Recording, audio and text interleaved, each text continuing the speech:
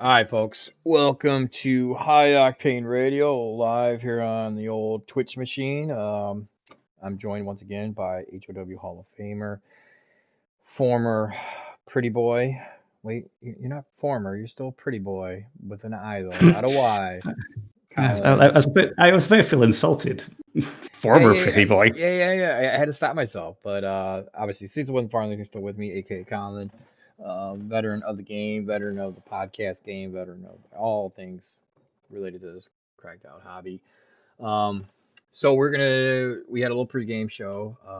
What's nice about this is because of the amped up bandwidth that we did, and also upped the Discord. We are able to go live on YouTube and Twitch at the same time. So what I need from someone though in the chat as people kind of start rolling in here, so we said we're gonna go live at the top of the hour. Just make sure the audio is good. So Colin, give him a little taste test. We'll get a little something from you. Hello, hello, lovely humans. I hope that you are enjoying my voice. I enjoy my voice, and so I hope that you enjoy it to an equal degree. Yeah, anybody can confirm that we're good with the audio. We'll keep going. Right now, I think we're good. Um, I think, yeah. Chat's in, yes. all right. So looks like, yeah. Sorry, it's show night, so there's gonna be a lot of texting on my side as people roll in with stuff, ideas, whatever. So when I pause for the cause, it's only tied to results.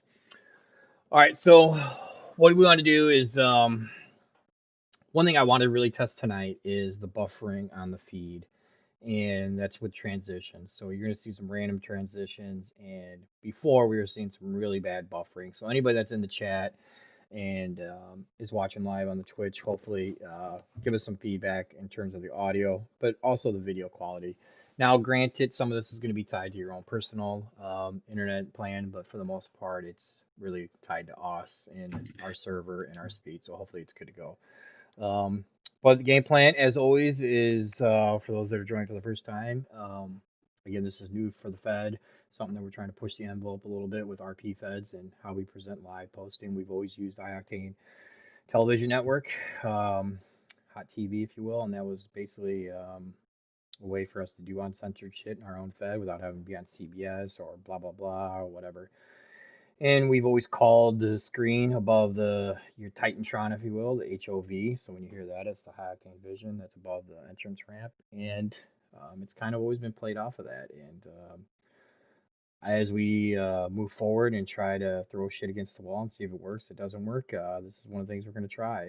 So far, it's had a good reception, but this might be the first show that we actually hopefully have really good audio and video, and then we can start pivoting and fine tuning and really ramping up graphics and whatnot. So, with that in mind, the way it'll go is I'll post. Most people are going to read the results on their phone, iPad, next day, later tonight. There's not going to be a lot of people here live reading the shows. This is more for the audio and the little interaction. And for those that do turn it on the Twitch, you get to see some graphical stuff, some extra bonus stuff, and that's the whole point of it, right? Is we'll show the results on the screen on the Twitch, but I'm not really counting on people able to read it while we're going. I'll just have it up there as talking points for me and Colin to talk about, and we'll kind of just go from there.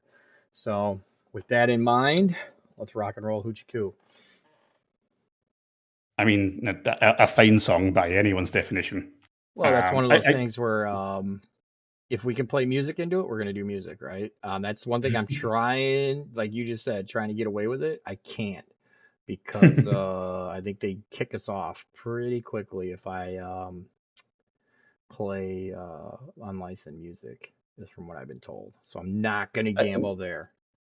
I don't know if you get kicked off on the live stream, but if I remember Twitch correctly, I think the problem would be that it would mute the video on demand, like with the bits where they're operating. So and if you don't want that, no, we don't want that. So tonight's opener, basically it's Joel and Benny kind of talking about without signs. You guys ruined my signs. I used to do signs. I started the signs. I love signs. Everywhere is signs. Rock and roll and ruin your mind.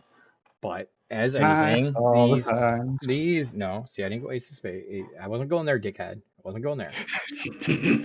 but good tune. I might sing that later with you. Um, but basically, what we've been doing, I like either cold open, right, where you go right into the action, or we do some interaction with the commentary. And this is basically all this. What it is tonight is this is actually obviously the first title defense of 2021 with Mike defending the world championship against Raw.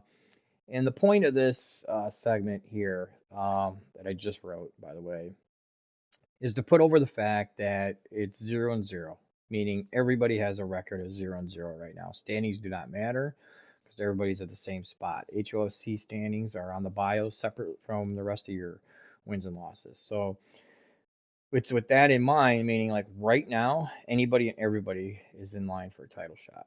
And someone that just got signed, Ra, gets the title shot. Oh, see, there was reason. JD just came Yeah. back. 3 months, really bad, is a dude going to make it through type of thing. And if anybody's going to give Mike a good challenge right off the bat that's not in the tournament, I felt like he was the best one right away, potentially, because he was itching to write and he really enjoys writing his Raw. So it just it made a lot of sense on the OC level. And two-time world champion with exactly. Joe Bergman as well. Yeah. So got the pedigree behind him too. Correct.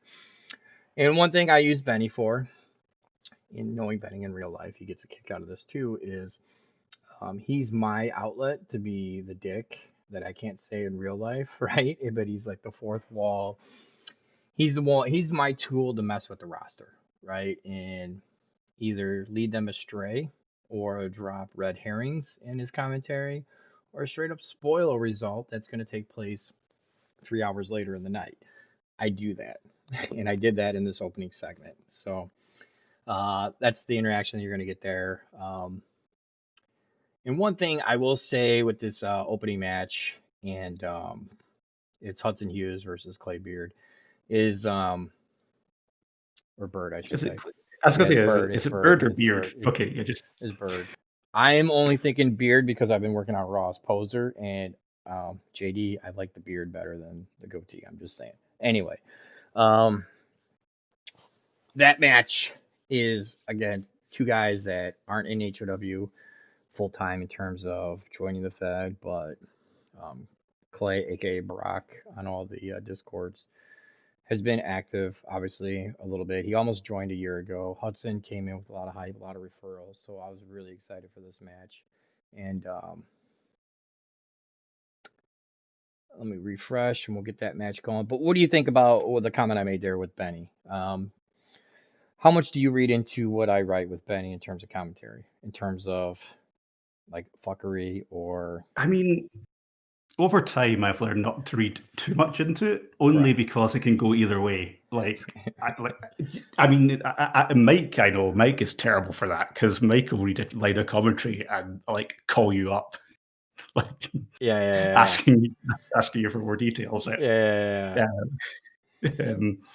That's a tricky thing. It's like you. But could knowing that, I result, can or you could, or you could be a dick. You could just be being a dick. So I try not to like over-interpret. Well, that's the thing too. When you know people are looking, right? That's when you can play with them the most, right? Kind of like we talked about on the pre-show. That you're looking for the reaction. Now my reaction ain't there. Mine's to pop the boys, swerve them, or again just play with their emotions. But the emotions being played are the outcome in the fake pretend wrestling, right? So that's where I'm excited to really see how tonight plays out. So a little behind the curtain here. I'm going to show everybody kind of how quickly how organized HOW is. It's kind of the outline. We got a couple spots open. We got this next match coming up. The idea is here, I'll update right through the commercial break.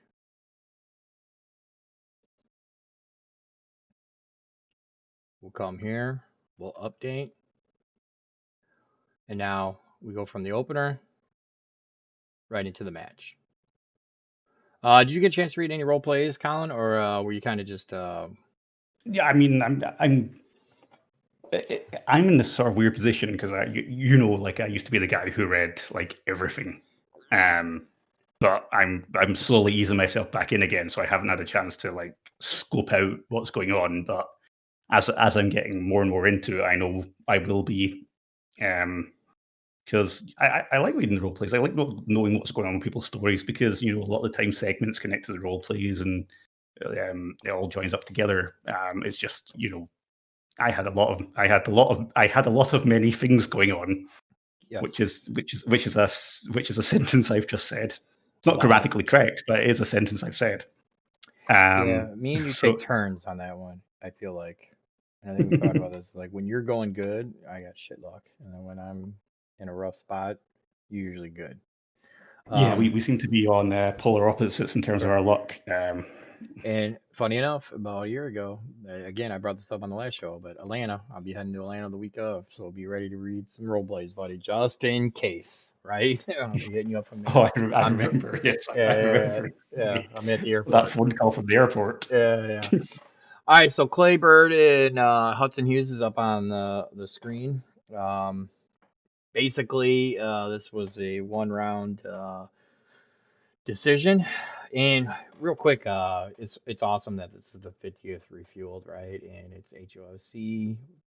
Main event is a world title match, but then also you got the big boy UFC matches tonight, right? With Conor McGregor making his return, minus 335 on the DraftKings app, sportsbook app. Anybody dropping some money? They have some. Anybody DraftKings just became legal in Michigan, so put your money down. Get in. There's a lot of Oh, gambling. Harrison, if you're listening, get in on that one because they I, got I, I 100 to I 1 only bet on odds. the color of jackets people wear.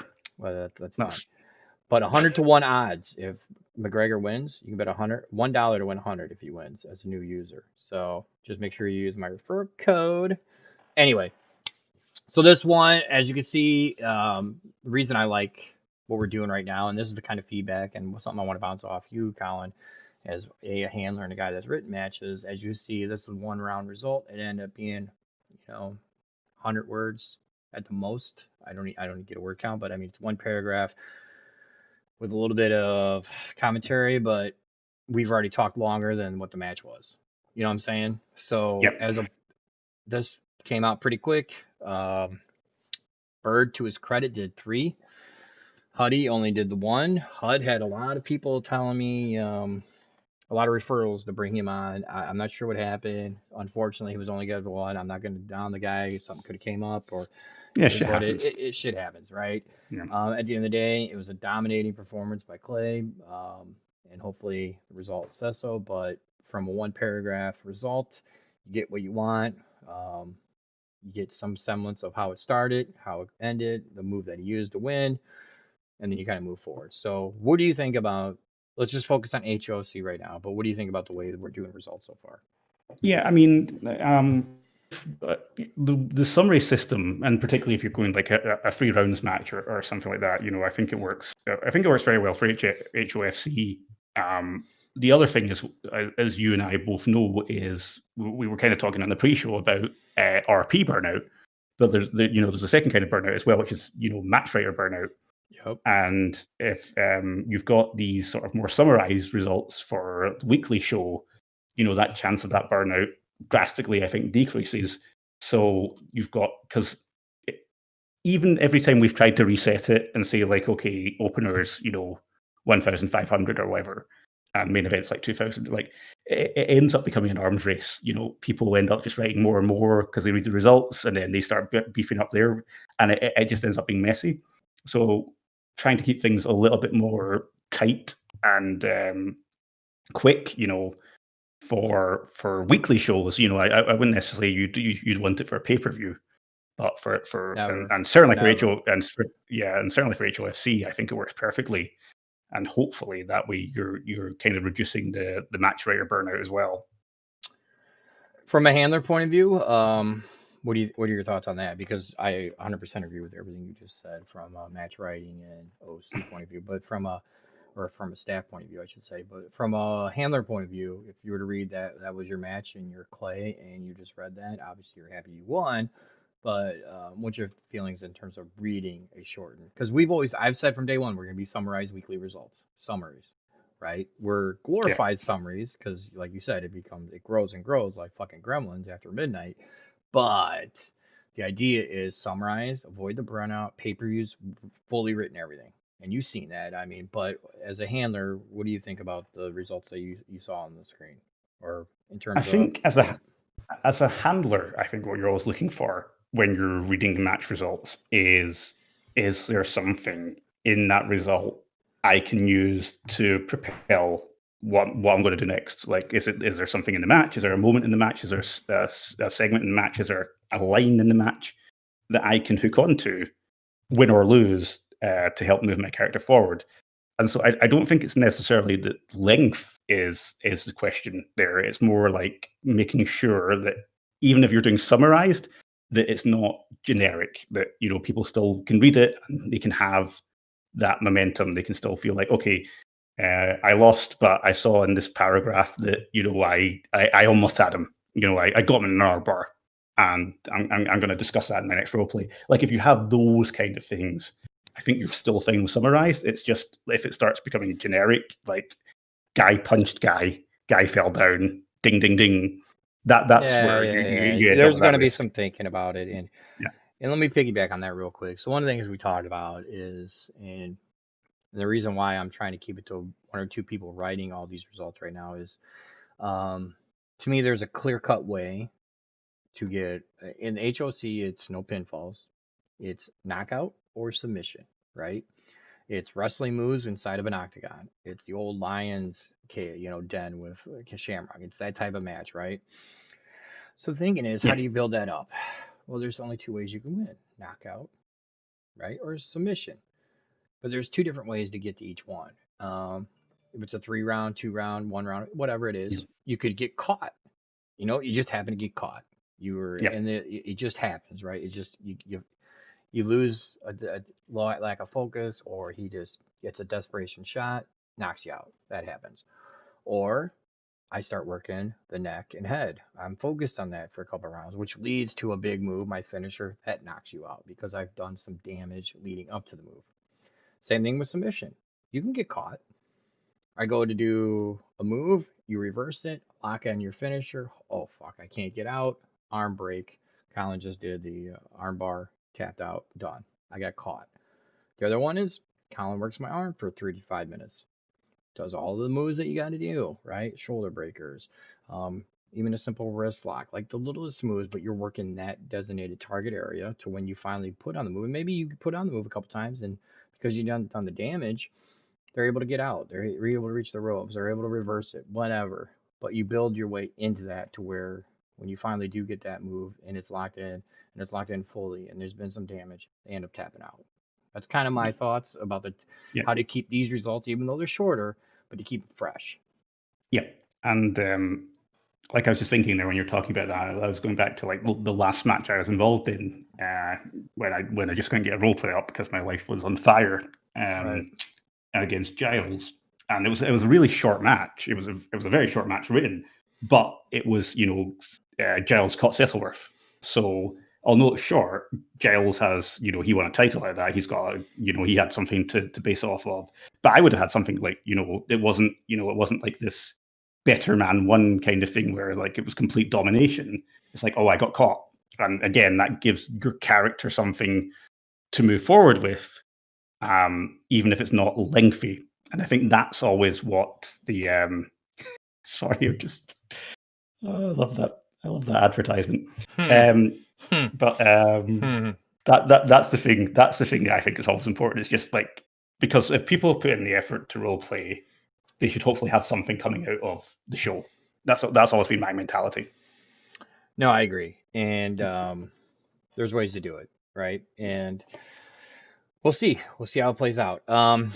So after the match, we have a great segment with Kale and Ryan. Sutler getting slapped down by the big bad wolf. Oh, he's such a little shit. Yeah, yeah. He's gonna tell Granddaddy, which is me, right?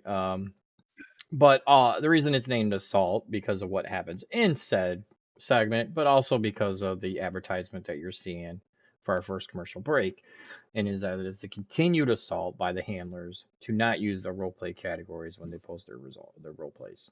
I do know by now it's people doing it purposely. They're trying to get a reaction out of me. They are being mean. They are being bullies. It is not They're nice. committing assault That is onto your assault. person. It is assault on me. Click the damn thing. Weekly, pay-per-view, or character development, because when I go to score role plays, I am clicking one of those and then I'm clicking on your name to read your said role plays. If you do a character development role play or whatever, if it's unchecked, I might miss it. Right now, I assume everybody's not doing it right, so I'm catching them most. But as the first commercial states, use the fucking roleplay categories. And that is my pretty little head damaged, leaking from that. So, and by the way, all You HOW don't. logos should be trademarked. By the way, we are officially trademarked, and we need to sell something quick. Because if you don't sell something within 6 months, they can take the trademark away. So I gotta make a shirt. I gotta make a shirt or something will sell. All right. So, to just talk through what just happened up to the first commercial break, um, with Clay getting the win, he advances obviously to the Elite Eight, where he awaits the winner of Connor Fuse and Mike Best, who will wrestle next week. That's going to be. That's both a very much a sales clash, but also a very interesting one. And that's one of the other good Um, things about this, right? Is that part of it, getting different people and in that write differently, to see how it plays out, right? So I'm interested and, on that. I think I believe I'm saying this right. That both men made the top 10 in the EFID podcast top 100. I don't know. So Did not even know about it, and then I started hearing some of our peeps were in it, and I didn't really care, didn't know about it, didn't vote, didn't hype it, and then but kudos to Mikey for running it and making it, part of the community thing. So he's done really well.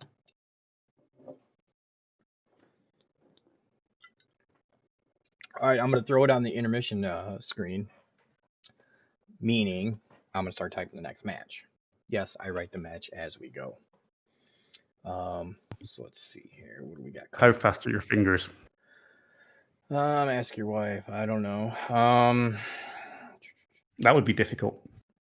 Man, touche. It was just an easy thing to say, though. It was a crutch. Yeah, I mean, you do always take the easy path.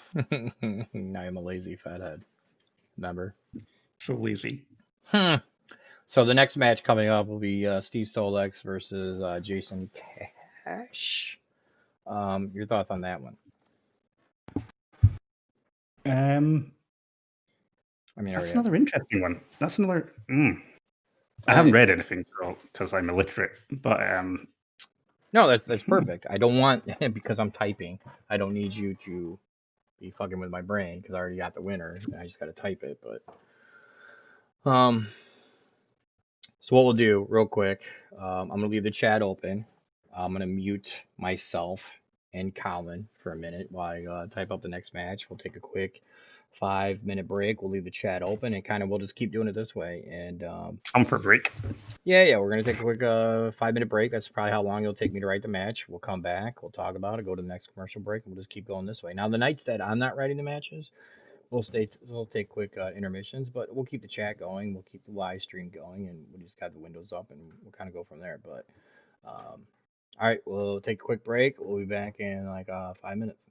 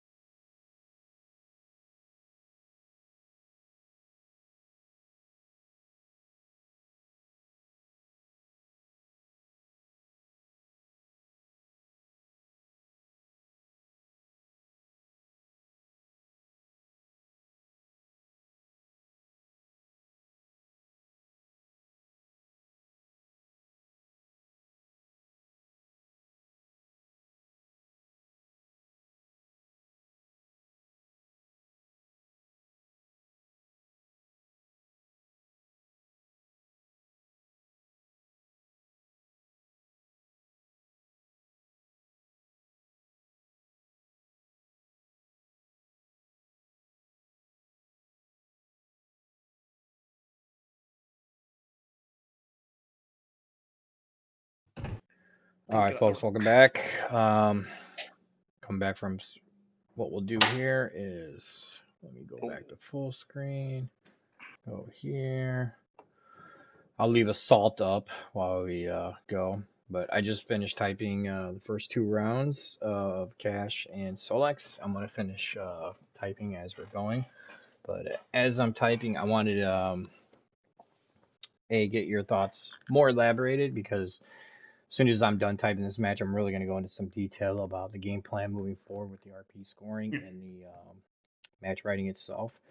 But why don't you give everybody a point of view of kind of how behind the curtain a little bit to how the match writing works for, say, if I assign you a match from A to Z, but also the knowing it should be X amount of words and how it quickly snowballs into, like you said earlier, an arms race. So why don't you go ahead and speak on that while I literally am typing a match and finishing up this one. Okay. Are we on or are we? Are you? Yeah, we're on. We never leave. We never leave. Hello, humans. Right. No, it's. There's two things I was just thinking there because Jason Cash is in the next match, and that's another weird one because that's a guy I've been aware of for like years. In fact, we shared a Fed. God, when was I? Almost a decade ago, I think. It was what's it called? APW. I think that was a long time ago.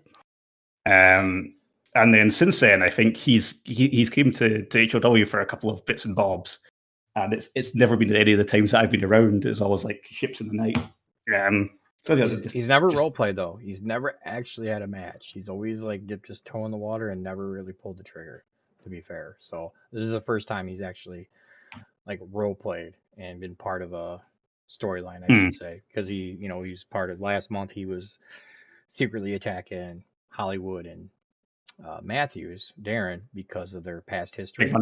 Yeah. So it was one of those things where it was easy for him to relate to those guys and use them to get his, get the ball rolling, I guess I should say, heading into the tournament. But all right, I'm distracting myself. Keep going. Right. But I mean, back then he was Cash with a K, so it was zany. It was crazy. Big Cash. Now he's Cash with a C and an E. But no, the match writing thing. So I would say it's kind of twofold. So normally, if you are a match writer in HOW, you'll probably hit you up and give you sort of a gist of booking notes. And the booking notes tend to be sort of linked to the RP scoring. For a normal match, obviously HOFC works a little bit differently, but your typical matches will be linked to the RP score. So if, say, for example, it's a 2 against 2 role play, and the first ones were maybe quite even, and then the second one someone shits a bed and someone does an excellent job, you might get like, oh, so and so looks great at the beginning, but then tapers off towards the end. If it's a really close one, you'll probably have a sort of hard-fought battle between all of them. So I know Lee tends to, with his booking notes, tends to try and represent the RP scoring through the overall direction of the action.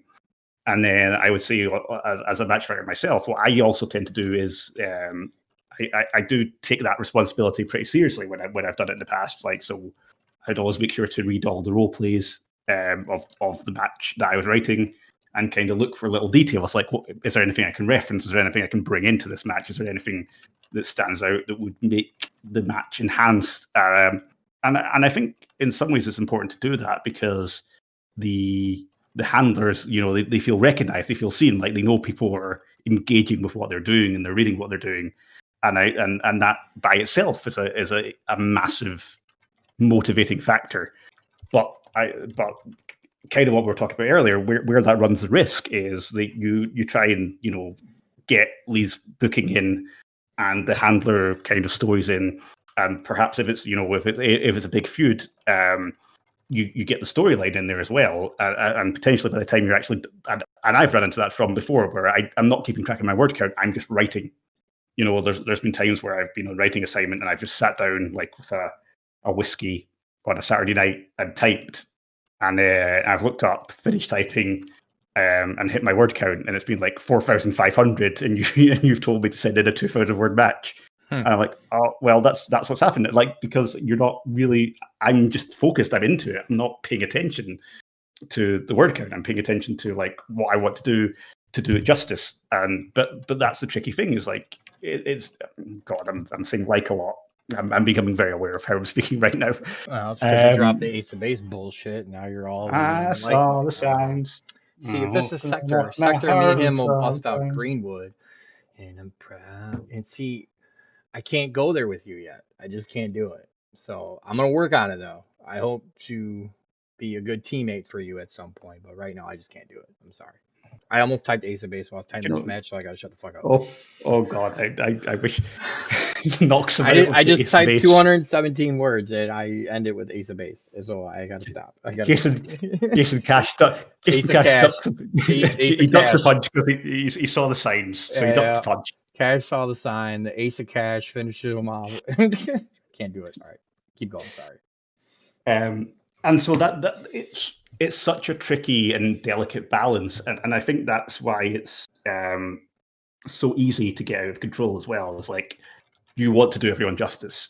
You want people to be aware that people know what's going on with their storylines, that they're trying to tell the good story, and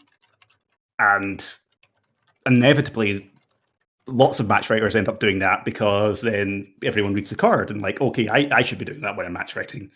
And suddenly you're in the situation where what should be, maybe a card with, 5 1,000 word matches and like a 2,500 main event suddenly turns into a card with, 4 3,000, 4,000 word matches and then a main event of 6,000. And inevitably what's going to happen there is most of the time your match writers are also your RPers. So it's just going to lead to burnout much quicker. People are just going to burn out that much faster. And it's I don't think there's any easy solution to it. I think it's just people being aware and trying to. This sounds almost cliche, and it almost sounds like I'm being too touchy feely for our dumb hobby. But it's like that self-care thing, right? It's like, okay, I know that I'm meant to be doing 1,500 words, and I'm going to do 1,500 words, so I don't burn myself out, and I'm going to just carefully monitor that, and I'll try and get everything I can within that limit. But and because burnout's real, burnout's difficult, burnout's a bitch. It's and it comes for us all. It doesn't matter how good a run you're on. It doesn't matter how on fire you are. Eventually, you're just going to sit down and go, I got nothing. I'm going to just sit at a Google Doc screen, and that little cursor is just going to blink at me, and just blink on and off and on and off, and nothing's coming. Well, what is coming is this match I just finished. See, I can vamp for you. Yeah, you did a good job. We got anybody in the chat? If anybody's in the chat, this will be a good chat. Who's everybody got in this match? Because I just typed the finish. Solex or Cash? Anybody read the role plays? Oh, and I'd put a poll up, but I'm still editing and copy and pasting. But I'm kind of I don't know what Polish people have to do with this. I will do one. I can do a poll, but I'm just kind of curious of what everybody thought. Solex or Cash? I wonder who everybody thought won. So we got Linz with Solex, got JD with a close one, another Solex in from Alex Smiley, old Sutler Max Kale has got Cache. I mean, you got to clear your cache. If you don't clear your cache, yeah. I mean, if you can't do Control F5, by the way, that helps. Control. Always clear. Always clear your Jason cache. Yep. We got Palmer's got Solex as well. So Solex seems to be, if we were doing odds right now based on the chat, I'd say that Solex is the big money favorite. Yeah. All right. With that said, let's go live to the match. A little Brock Lesnar real quick. Come down to Solex and Cache. Make sure you guys can read it. All right, so for this one, it went 3 rounds. And I want to go over the format once again. So there's a 3 RP limit now that we're past the first round, and we don't want anybody blowing their ammo on potential no-showers or people that weren't going to stick around. That's what happened in the first round, so that was good. Always happens with Yeah, yeah, these. yeah, yeah. So this one, both did 3. Scoring came out. I'm gonna let people read a little bit before I get too far of it myself. This one definitely go in 3. Just because you did 3 doesn't mean it'll go 3. You know, it's 3 and versus 3, and someone it's pretty clear cut win. I will have a first round knockout. You saw that with Mike I mean, versus well, Kostoff, well, and that was what I was just about to reference because that happened with Mike against Kostoff. yeah, so it Because doesn't I'll necessarily mean it's gonna go 3. This one it definitely went 3, but it didn't go like let me put it this way, it didn't go 3 full rounds. Um, I'll let everybody read the first 2 really quick. They're probably already done reading it, but I'm walking to the fridge to get another beer. saw the sound. Oh God, it's not coming out my head. It's not leaving my head. It's You got not. it. Mm, It's just it's embedded. It's not coming out. mm, mm, mm. No bueno. 'Cause I'm not joining you down that train. No. That's fine. I just I have to suffer alone on this one. And there you go. And there's the final 2 rounds. So this one, as people finish up reading, I definitely try to play into. And one thing you'll notice is I'm trying to put everybody's height and weight in there. I'm trying to play up to some of the, because it is nice to see someone not 6 foot, 220, which seems to be everybody's weight and height for the most part. Everybody thinks they're in the Bullet Club for some reason. And I mean, Cecil was a nice skinny boy. Mm-hmm. Do you know the weird thing? I think I'm one of the few handlers in e-wrestling who has their character being shorter than they are. Are you? Well, Because this is true. You are a giant. I'm This is true.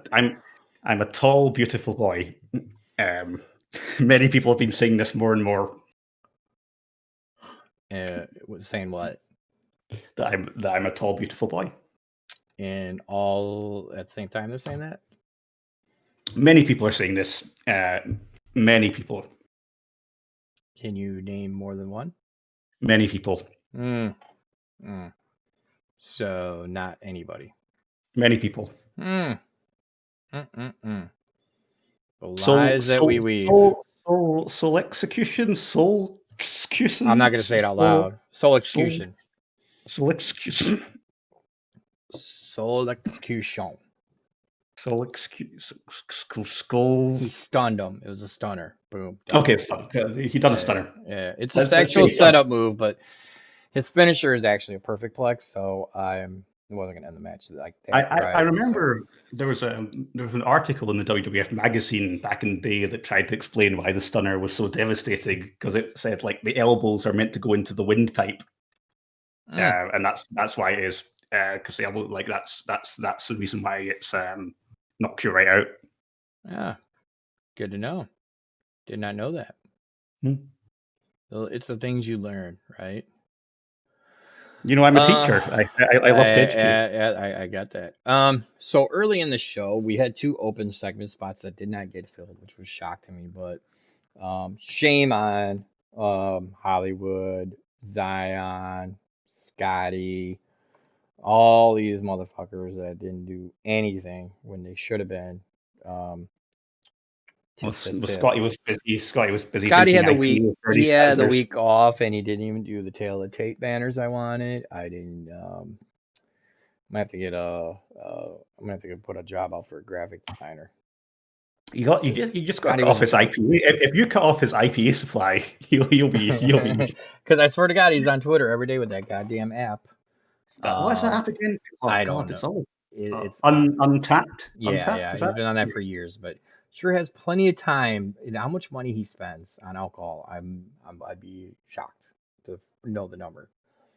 Well, I mean, I also remember that horror like last year where he was just going out and eating alcoholic ice cream in the middle of New York at 1 a.m. Yeah, he was. Sure. Oh, Scooter McGavin. What are we gonna do? So yeah, the chat was right there. So looked with the big win. Well, apart from Max Kale, Sutler Kale, you know, he went with Cachet, and it didn't work out. It didn't clear for him. The check didn't clear. No, it did not. He did not clear it. That is for sure. Do do do do do do. Do do do do do. Yeah, I'll post this We one. got some more segments coming up, or Oh well, that where? yeah, I'm doing a commercial right now only Okay. because we did have an open segment. I was just texting somebody to see if they wanted it. They do not. So what we'll do is we got one more segment that I'm gonna air right now, and then we'll go to commercial again. Only because again, the outline did not get filled. Anybody that didn't do a segment, shame on you. But after that, when we come back from commercial break, once I go live here, we'll talk through this. We're going to talk a few more minutes, but the idea here is 15, 20 minutes of talking through the results that go up live. Take a 5, 10 minute break, keep going, and it should work out to a 2 hour thing, right? So that's The the the only thing I've learned from this is that odd show nights I shouldn't wake up so early. you're already tired, you're struggling. Well, it's like it's 1:45 here.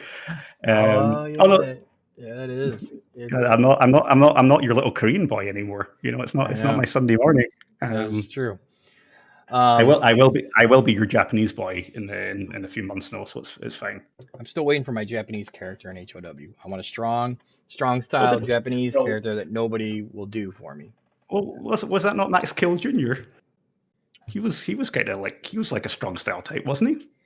He's not a strong boy. He's a little boy, right? No, not Sutler. The actual Max Kill Jr. character. No, no, no. Like, I want a full-time character that's coming in and okay, not, okay, you know, you don't just not Max's and his finisher Max's. is Nagasaki or Hiroshima your ass. I want, big boy coming in. Mazanako. I want some big boys. Where it's because I want to do that poser. I got a lot of It's Japanese shit. it is weird for me to think that it's easier for me to do a live show with you when I'm living in Japan than it is when I'm living in the UK. I know you're so much closer, right? Like it's So it's, a great it's segment by Teddy and Zeb just went up. I'm so glad Teddy's back. Yeah, yeah, good. Gary's good peeps. Very good peeps. I loved my March to Now, Glory match with Teddy. Like he really inspired me. My March to Glory stuff against Teddy is some of the stuff I'm most proud of. Like I really thoroughly enjoyed writing that, and that's because Teddy pushed me, and I really enjoyed that match. well, it was a year ago that he had that run, right? He comes in, Yeah, he won had the LBI. yeah, He beat the biggest names. He beat yeah. number one top 100 wrestler Lindsay Troy Mm. and Max Kill. And they have a great segment here. It does run a little long, but Well, again, it's a bandit involved. Of course it does. yeah, right. So here's my thing on segments. Even when we do the summarized match results, and here's where I wanted to talk about this real quick before Oh, we go to sorry, the next. Sorry, I'm getting mixed up. Lynn's has corrected me. Yeah, LT and Teddy didn't fight. It was semi-final LT and She'll lose to him anyway. Who cares? Anyway, so back to the match writing. I want to correct the record, but Oh, I got you. I got you. I got you. So for me, the big thing with the match writing is for me, every 100 words should be a minute of action. Hmm. Meaning, if I want a summarized match, right? A summarized match to go 20 minutes. It's a battle, right? They're going toe to toe. It's TV. It's a 2 hour show, right? It's 20 minutes. That's a good chunk. That's your match, right? That's your big boy match. It might be your main event. I'm thinking 2,000 words tops, right? Now I'm not counting entrances. I'm not counting that. I'm just talking about of action. What we're trying to do with the HOFC is scale that down even more, move that another decimal point, right? So for me, 3 rounds, 15 minutes. I'm thinking 300 words tops, 100 words per round. That something like that, right? It's kind of the thing. Now, moving forward to avoid the arms race, I am going to cut down on the commentary. One, I don't. I like commentary. Joe and Benny are an integral part of the show. I get it, but a lot of people take what characters I created and have nurtured, and they think they know how to write them, and they think they know this, and they think they know that, and they really don't do it well. Good intentions, but we've had some snafus with Stevens using Benny, right? We've had people, let's be honest, Snafu. that yeah, we've had people think they know their shit, and they're ruining characters that I've cultivated for 20 years, and they're based on real people that do read these results, right? So it's one of those things where um, the commentary was always a bridge between the action, right? So you have a block of action, commentary, Joe or Benny put over. You're still going to use them, but I want to cut down the amount. So the kind of that was a lot of the word count there too. Was the commentary, or we put people on special commentary, guest commentary, which adds even more because they want to get their Yeah, shit in, they want to get Benny in, they want to get Joe in, and then they want to get their own shit again. I'm cutting down on that. So one of the things I want to do. I never wanted to mess up Benny, so I think most of the time, particularly after the Benny Cecilworth match, I had like Benny walk off and Cecilworth do commentary, just because like I was always like very cautious around Benny. So like I was very careful So to try and. so my point is, that there's certain things I can help keep that from snowballing. But the rule of thumb is I don't care that it's 100 words as a big set. You don't have to make that pace. It's just at the end for the 20-minute match, it should be around 2,000 words.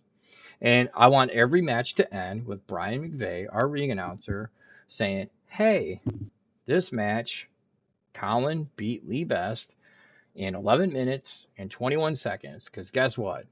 It was a fucking 1,100 word typed.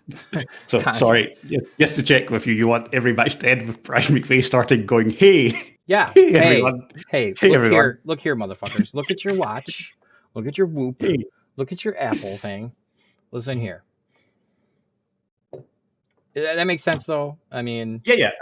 I mean, it's because otherwise, you're in that situation where it's not a scene. It's it's a goddamn people arms do race. not give a fuck on the weekly shows for the most part. Win or lose, they just want to know how they lost, how they won, was their finish protected, was somebody ruined their finisher, and move on. The segments I will always leave up to the handler. If you feel like you can tell a good story in 5,000 words, I don't give a fuck. Go 5,000 words.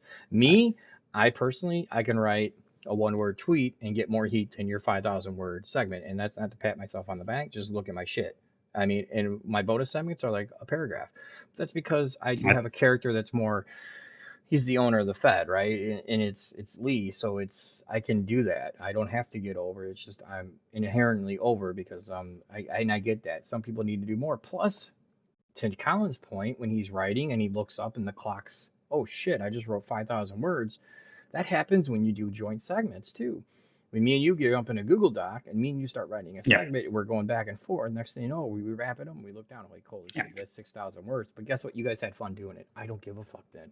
It will either get over or it won't get over. But as long as you two had fun writing it, I don't give a fuck how long it is.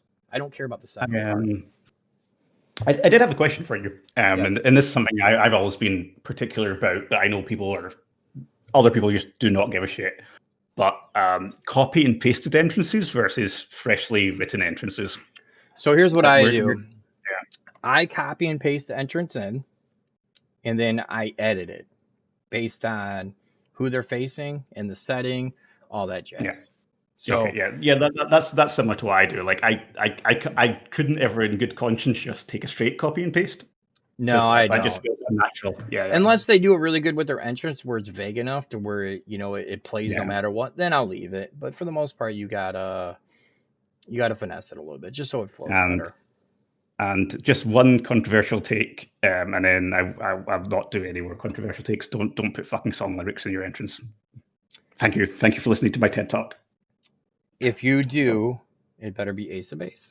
Now, here's my thing on song lyrics. If you do, then you better have seen the signs. Well, here's the thing, and that's a great movie, by the way. No, if you use song lyrics in your entrance, it better be, from my point of view, tied to crowd interaction. You know what I mean? Like, yeah.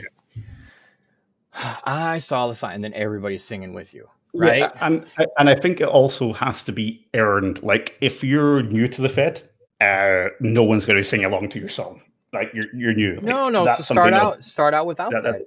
Yeah, build it up over time, because that was another thing. Like, I've been in Feds before where like the crowd chants along perfectly to this like intricate chant of a wrestler who's been there 2 weeks, and I'm like, that never happens. Like, that never happens on TV. No, absolutely not. Um, so that's kind of the game Yeah. plan moving forward. Is um, if it's like you said, if it's a close match and it's a close RP battle and it's a regular match, and if it's main event, we're gonna say 2,000 words top. No main event's going more than 20 minutes unless we make a 30-minute iron match on a weekly show, something like that. 20, 21. If you go over a little bit, so be it. It's 22 minutes, so be it. I don't care, but that's kind of where I want to go, and then just work your way backwards. If it's a squash, like no showed or something like that, it- how often do you see a squash go over 5 minutes? Unless the No, dude's no, just having fun and tossing them around the ring, okay, then maybe. But I only want 200 words, 300 words. It's only going to go a couple minutes. So make it only a couple hundred words long. I don't need a 1,000 word squash. I don't need 750 word squash, right? So that's kind of like what I'm going to really instill on everybody. And if I have to start cutting stuff out of matches and make you look like shit as a match writer because you went so far over, I'm going to start doing that because we just have to not get into the thing where I'm typing, typing, typing. You got to have a yes, limit. it's so easily done. Yeah. And I'll give a range. Hey, man, this is between 5-10 minutes tops. Okay, now you have a range. Now I got 500 words to play with, right? So figure it out. Go find the flow, find your end point, and just end it, right? That's all I ask. And I'm not gonna say, hey, this has to be 6,001 words, man. I want it go 6 minutes and 1 second. I don't give a fuck about that. I'll give you a range, adhere to the range, and we'll move on. Avoid the burnout. Avoid the show just increasingly growing in length. Because at the end of the day, I want everybody to be able to help out. And if everybody's able to help out and they're not daunted by man, I can't write a 3,000 word match or I can't do a summary. Motherfucker, you just wrote a 6,000 word segment. I know you can write. Just shut the fuck up. If we adhere and put a little range in there, I think everybody opens up because right now we're pigeonholed to like 4 or 5 people that write full time. People And are always I think always offer, but then the same people that don't offer complain about the match writers that are writing. I'm like, the can't do that, buddy. Sorry. the other thing I was like is like thinking like as wrestling fans also think about this is the weekly show. This isn't the pay-per-view. This is the weekly show. Like how often do a random tag match on a weekly show go 43 minutes? Like maybe once a year, if that. Like that's the mindset you also have to have when you're writing it. It's like because I've seen that in Fest before. It's like it's the Monday show that happens every week, and you've got a Right. match that goes the end of the match, the ring announcer goes, this match was 30 minutes long, and then the next match was like 40 minutes long. I'm like, well, that's TV time out. Like that's the end of the show. Right. You've Right. used up Right. all your Right. Right. time. Right. So like also just having that mindset of like the product that you would be working around, as weird as that says, and like the confines of that product, because in some ways that pushes you to get a bit more creative as well, because you need to work within that product. No, absolutely. Absolutely. All right, so we're 1 hour into the show of live posting, and we're probably about halfway through the show, so it's syncing up pretty well. I'm really looking forward to just a 2 hour radio show, 2 hour live posting. If we don't do a post game show with Colin, we'll let you go to bed. Anybody wants to jump on, we'll keep going. But I do like the pacing. What do you think about the pacing so far? Now that you're actually doing one with me. Yeah, no, I think and like new people because I've been keeping an eye on the chat as well, just in case there's anything we want to bring into the conversation. And I know some of the new people who've not been following HOW before, I think, are really enjoying that sort of live posting experience. It's And I think that it flows really smoothly. I feel. Yeah, and that's one thing that we've always I felt like we always had a leg up on, right? Is the live posting. We make it appointment. Like you can read the results whenever the fuck you want, right? But if you're actually there on a Saturday night and you read it, you're part of like if I'm typing a match, everybody knows I do it live. I'll play with the people that I know are reading. Like if I'm writing, like say you're in a main event and I know you're reading it, I'm gonna fuck with you a little bit because you're Oh, reading it live. absolutely. Yeah, yeah, and That's who you are. and that's fun, right? And that's part of the fun. When you're not part of it, it is what it is. Like you just get it out there and you get it out there and you hope that the 24-hour rule doesn't have to be used, right? But with this, I want to incorporate again something new, immersion, live audio, why we're doing it, kind of talk about what's happening on the screen, why we're doing certain things, and I think it pulls the curtain back a little bit as we're going. So hopefully it works. Again, this is the first full one that we're doing with all the bells and whistles attached to it. So hopefully everything's running smooth for the people that are tuning in. And as we go and it does work and we tighten up and I get better at doing it, I feel like more people will tune in live each And Saturday. and there's going to be weeks where you're not doing the writing, so like Right, it'll I be think those weeks will be a lot easier and smoother as well. yeah, for sure. So like instead of me going to mute and we actually take an intermission, an actual commercial break where we're both away for a minute, uh, instead I'll be posting polls. I'll be engaging the chat. I'll be doing stuff like that for sure. Um, but hopefully the idea behind the match writing and how the game plan moving forward is, again, it's going to be a range, fall within that range. If it's a 1,000 word match that you just wrote, that's 10 minutes of action. And I think that's just the way to look at it. Um, like I said, what I just wrote, I think was around 300 and it was like 100 per um, round, if you will. And that's only because it's HOFC. We're really supersizing, we're super summarizing those up. And hopefully, like Colin said, it avoids the burnout because there's nothing worse in this hobby than burnout. When it feels like a job, it's just the worst thing ever. There's no doubt about it. So, all right, it's 8:01. Let's go to our next break. We'll up Well, next. I don't. Before your break, I don't know Yes. if you want to know this big breaking news that What do you got? clearly that has just been revealed in the chat. Now, hold on. That Is the chat being a good chat tonight, or are they being a bad it is chat? being a good chat. Okay. It's actually been a good chat today. But I just Okay. I don't know if you knew this, but apparently, according to the chat, Johnny Dorn is handled by Lindsay Troy's handler. Oh, So that's it's just been a vision that's officially that's revealed, huh? officially announced in today's chat. That is breaking news out of the chat. Oh, well, kudos to Linz for letting in everybody on that one. Um, but now everybody should know why Lindsay Troy was not part of the tournament, right? So, and to her credit, it does appear that she is having fun with Dorn, right? Yeah, I Up mean till it's today, obviously, but yeah, I mean a very very different situation today. But yeah, yeah, yeah, it sounds like that's now from what you were telling me earlier. That now sounds like it's heading in the right direction. it Fingers is. crossed. From everybody talking to me, it 100% is. From the guy that initially got it, who owned it, and he said, "Hey, look, I was getting a reaction, and I just leaned into it. My bad, dude. I ain't trying to start shit." He just had, okay, that's fine. I'm good, but let's make sure the handlers are good. So that's where we're gonna leave it, and we'll leave it there. All right, let's go to break. Up next, we got Dan Ryan taking on Sutler Kale. That's the match I'm gonna Big write boy right. match. Yeah, I'm gonna Big write. boy match. I'm gonna write that one right now during the break, and when we come back, let's bring Lindsay on. We'll bring LT on the Yeah, show. do that. And while we're in the break, you know what? Let's see what people's picks are for that match because Yeah, yeah. I'm curious. Everybody, drop your prediction in the chat. I'm not going to look. I mean, I already know the winner, but drop your prediction in the chat. We'll go to break, and when we come back, Dan Ryan versus Sutler Kale, and we'll bring Lindsay Troy on and talk about all things Dorn, I suppose, and we'll preview The next week. the Dorn reveal, the breaking news, the breaking news on this live show. All right, folks. We'll be right back.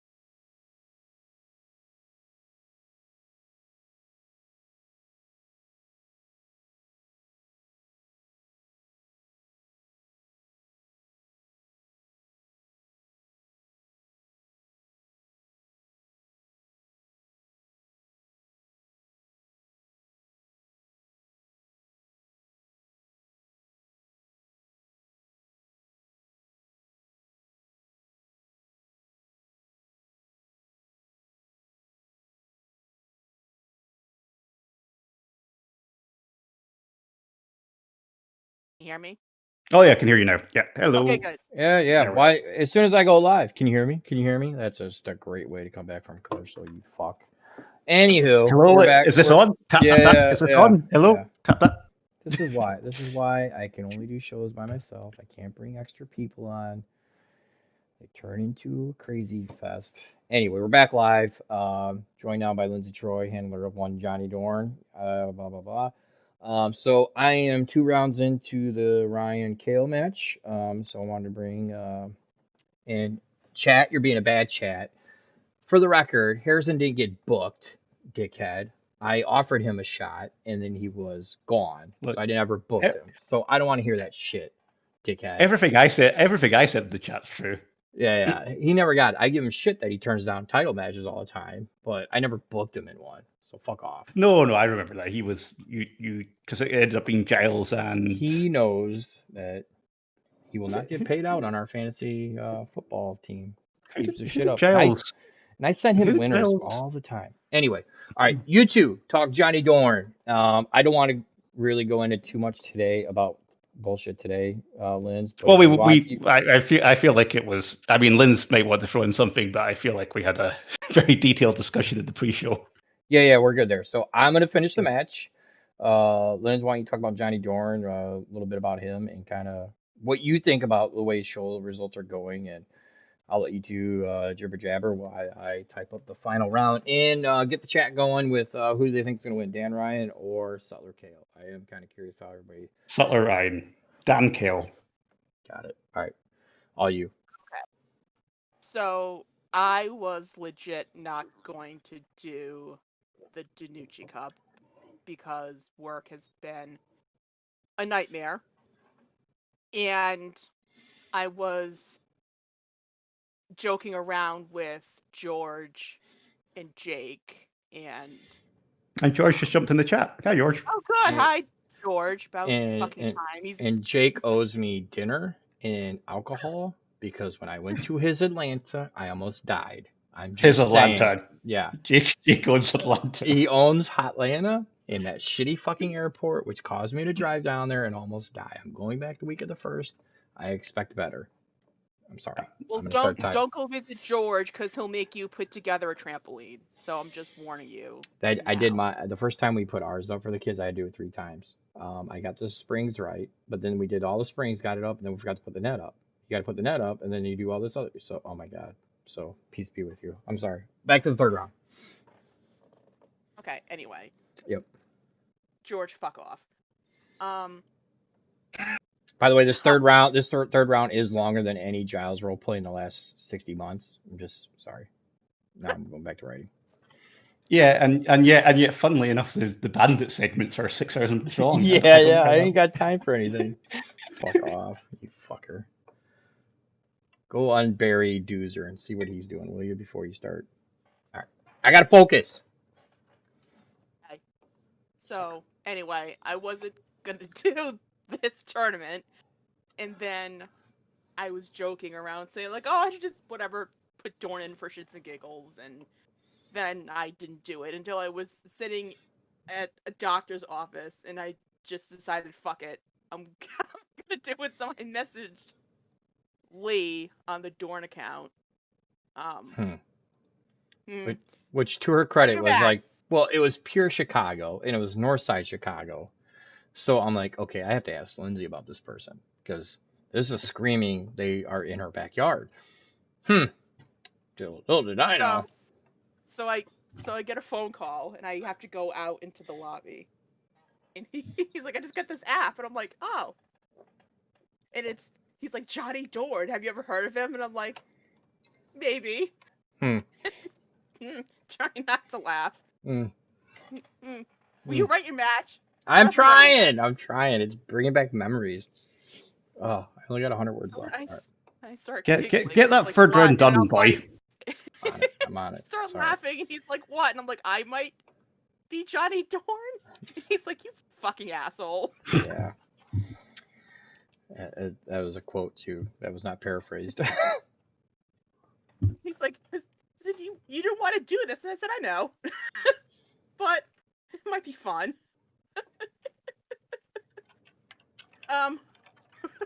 So that's how it started. And I mean, and I write him in Cheap Pops Pro, which is Hudson Hughes' fed, Oh, and that's a Yeah, 700. yeah. It's Hold on. 750 word fed. 20-second Yeah. timeout. What the fuck happened to him? All this. So Bring him on, bring him on, bring him on, give him a spot, give him. Because I had like 20 other people I could have chose. I chose his ass, and he does one. what he told me was he had some shit come up, but I didn't ask for details. Okay, I'll give him benefit of the doubt. I just had to I ask. mean, it happens. I know. It happens. But... Yeah, I know, but it happens. All right, I'm gonna. I got to be weirdly. I've got to be the voice of reason in this situation. I don't know how that happened. I digress. Yeah. All right, I'm putting That's the all I headset know. down. I can't listen. I gotta type. You guys keep going. I'll be right back. So I write him in Cheap Pops, and I've written him like a million years ago in now you remember Colin, Red Line Wrestling. I was just about to make the Red Line reference. You beat me to it. Yeah, don't fall asleep on the I'm Red there. Line. Don't sleep on Red Line. Don't fall asleep on the Red Line. And so I just figured, well, you know, this might be fun, and so he's Mike Great Scott. Mm. You just open up a document, and whatever comes to my mind, I just type it. So I was super pumped to write against Fuzz, and then he only got 1 RP up, which was disappointing. But again, like, shit happens, right? You know. Yeah. So I actually have a roleplay due tonight for Cheap Pops that I'm about 300 words in to finish it.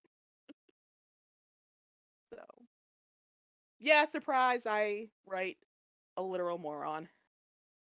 But it's fun. You write a little moron. I am a little moron. You know, it's all. You're not. You're a math I- man. I do numbers. I don't do words.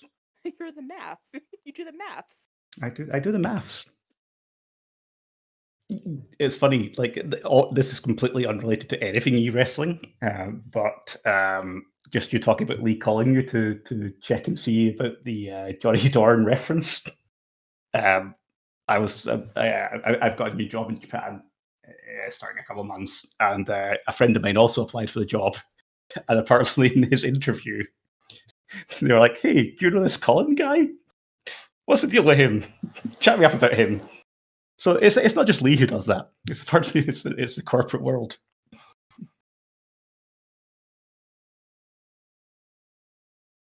How many people, Linz? How many people knew about Johnny Doyle? I felt like everyone already kind of knew, but then like JD was surprised. So like I guess it was a secret. Like, so I think half of how knew. All right, I'm Mikey. done. I'm done.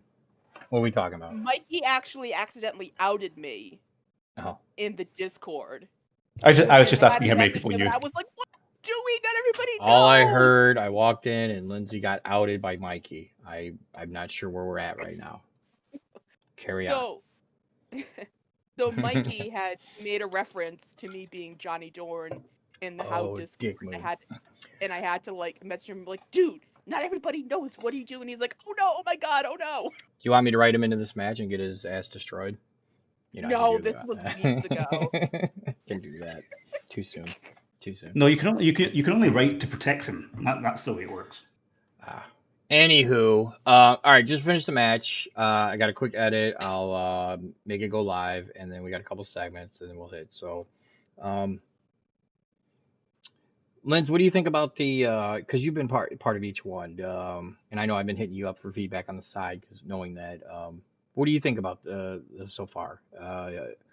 With me typing and posting, is it still running smooth? What are your thoughts overall on the way the shows are getting posted? So I think it's been going pretty much better tonight than the other nights where the stream would kind of, be stopping and starting. Right. Well, that was because Lee was on dial-up internet back then. Back to the. He had his AOL free CD for a month. I was wondering why nobody was in the chat room. My AIM chat, nobody was replying to me. Huh. Dickhead. Fire up IRC. Anyway, does anyone still remember their ICQ number? Oh, I gotta find mine. I had to copy and paste it, but I didn't paste it to the clipboard, so I don't. Sorry.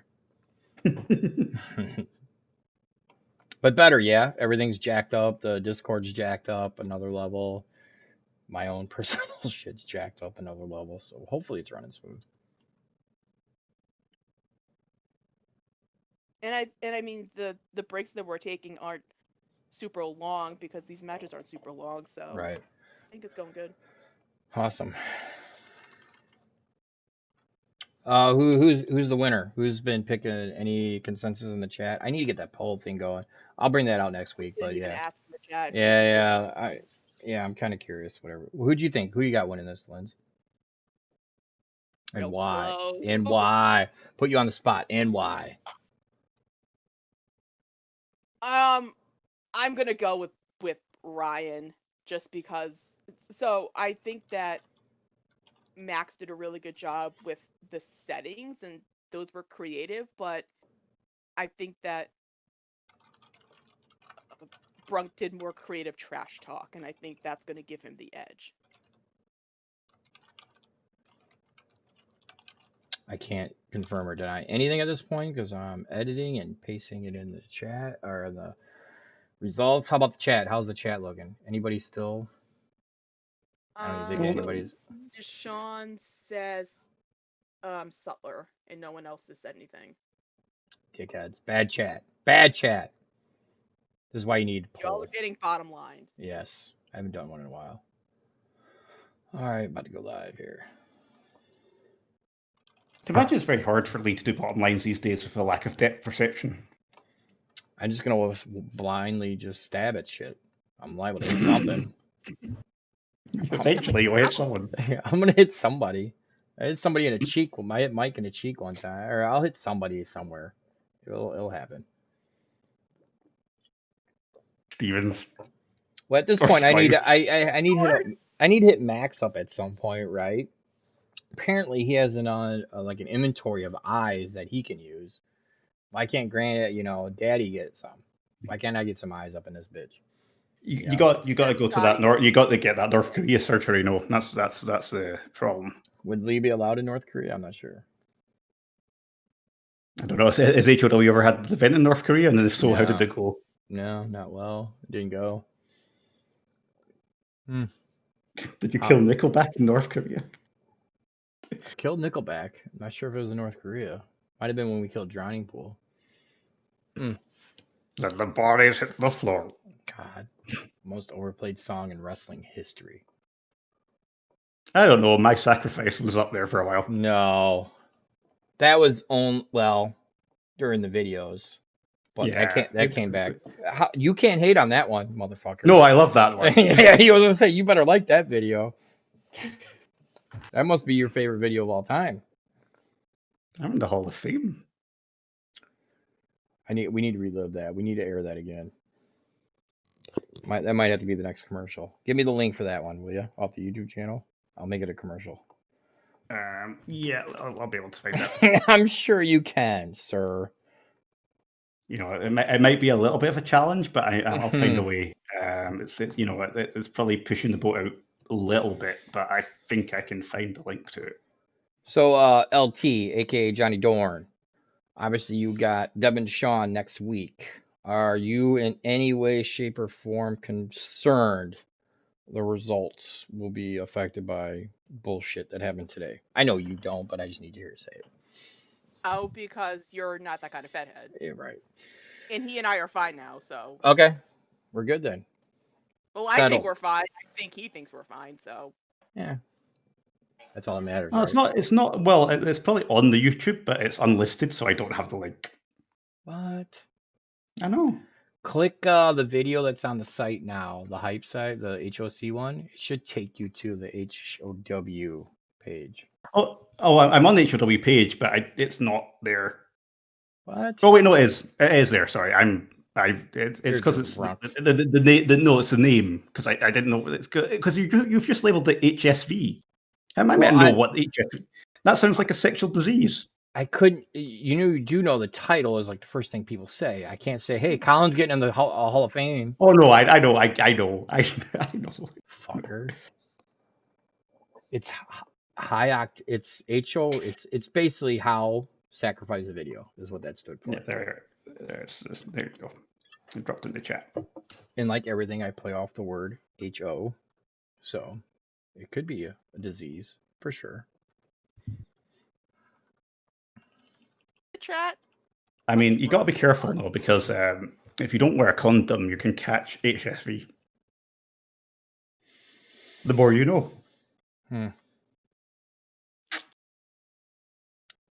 I'd rather just have you hear you sing Ace of Base, to be honest with you.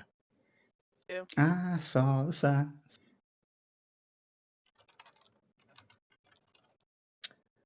I am working on a little something real quick. I don't know if I'm gonna do this tonight, but just in case. So, okay, I got it. I got the link. I'll throw that up there. Ugh, excuse me. So, the last commercial that was on the in the show, excuse me, was this one. I do have another Hall of Fame announcement. A Hall of Fame announcement? Hall of Fame announcement? Well, you're talking about it. You're talking about yours. You sent me the link for yours. The last banner commercial was a Hall of Fame commercial banner. Did you know that I'm in the Hall of Fame? I did not. Oh, okay. Fun fact. Little secret. Little secret. How cool was your reveal? Oh, it was awesome. Make me feel good here. Pat me on the back. It was. You often want praise for this, but we'll go through the routine. I need to hear the shock and awe of this 7'5" Korean Scotland boy. Yeah, I genuinely didn't see it coming. I had no idea when you sent me that video. I had no idea what was at the end of it. None whatsoever. I was just so confused that everyone was messaging me demanding that I get on the radio. And it was like my first day at work at my new job. And I'm like, well, I'm at my new job. I don't know if I'll have time to do my EFED radio show. But everyone's like, no, you need to go on. I'm like, why? And then eventually I think I got to like a lunch break or something like that. I'm like, all right, let me find out what's going on. And I was surprised. I was surprised by my sacrifice. It was a big sacrifice. Linz, what do you think about the videos we do? They too much? They cool, or yeah, who gives a fuck type thing? I wish we did more of them, actually. I know. I am working on a March to Glory one. I am. I can't decide on the theme yet. Like, I know what I want to do, but I haven't decided on where we're gonna. I don't want to do a best arena pay-per-view. So I've been debating on. There you go. Where should the setting be for March to Glory? Somebody give me something. Because then I can finish that video really quick. Sweden. Who what? Sweden. Huh? Sweden. How about no? Norway. I wouldn't mind going to Denmark and seeing David Black in my motherland. Helsinki. What did Lynn say? I said, do you want it to be international or do you want it to be domestic? Oh, I don't care. We could go to Gettysburg and have a civil war with a bunch of red and blue states if you want. We could go to Japan. I've been to Japan before. I will only go to Japan if I get a Japanese character out of it. Saskatchewan. No. Antarctica. Cuba. There's aliens in Antarctica. I don't want to go there. Wherever Bigfoot is. Atlanta, I think, from what I saw. There's a lot of big, hairy people with cocoa. Papua New Guinea.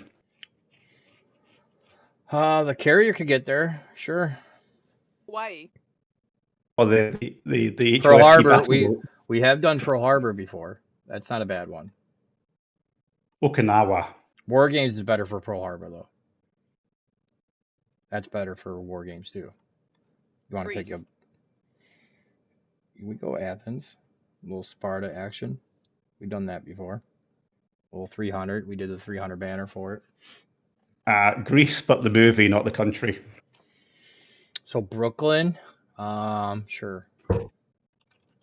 I've heard Greece is a word Egypt.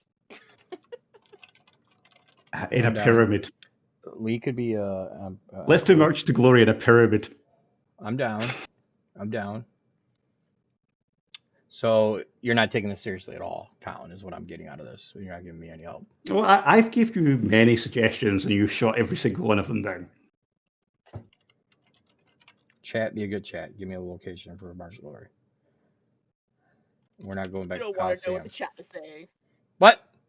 You don't want to know what the chat is saying. Is it George talking shit? And Harrison. Oh, yeah. That's all I need to know. What about having... You know what? I'm not doing this Hall of Fame announcement tonight. I can't. In North Korea. Why do you want to go to North Korea? Mm. I feel like that's a War Games thing, right? That can't be like March to Glory. Who marches to glory in North Korea? Kim Jong-un. He gone anyway, isn't he? Dead body of Max Kale will rise in North Korea. Well, we have to have a paper. If Max Kale ever rises again, we have to have a pay-per-view in North Korea. All right, 100%. I will go to North Korea for War Games if Max Kale rises this year. Done. Why are people agreeing on Mongolia? What? Of all these.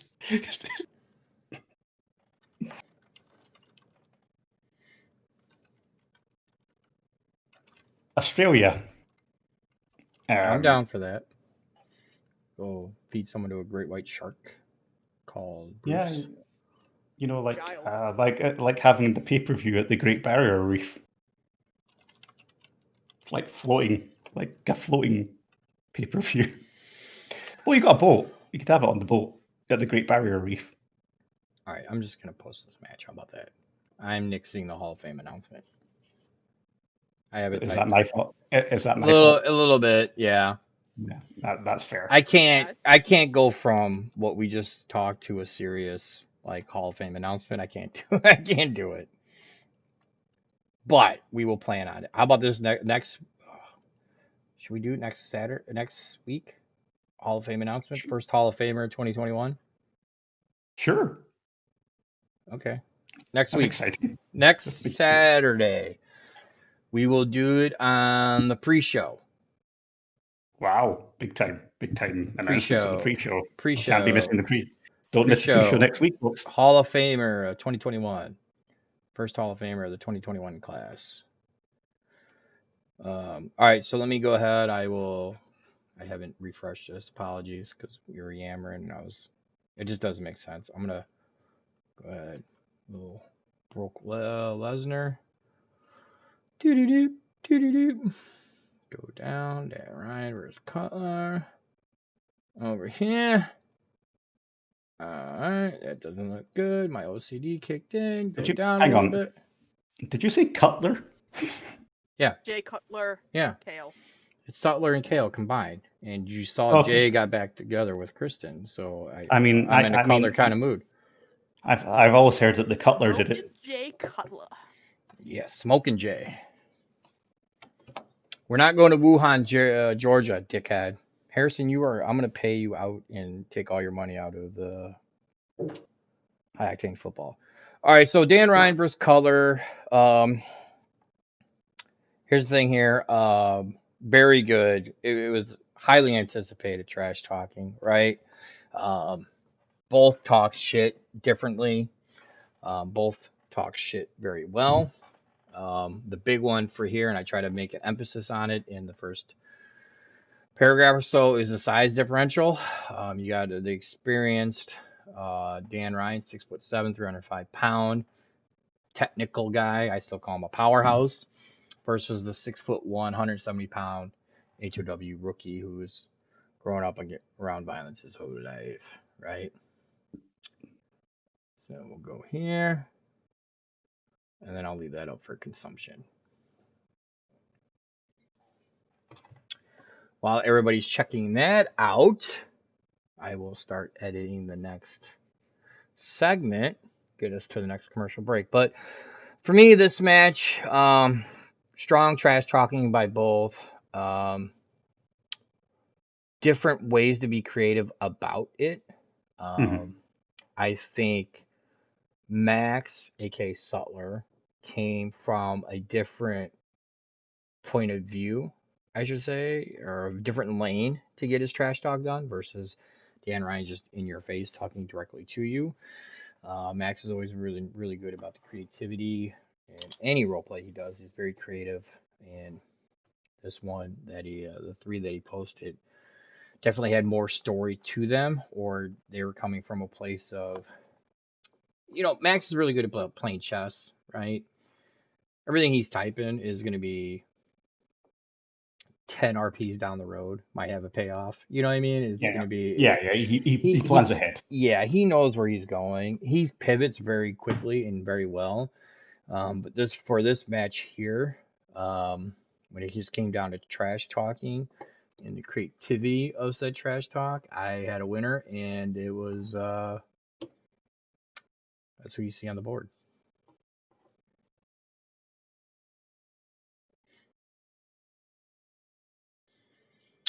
I think everybody's, if you're in the Twitch, you've already read it. So, and everybody's listening already knows. So, thoughts on that?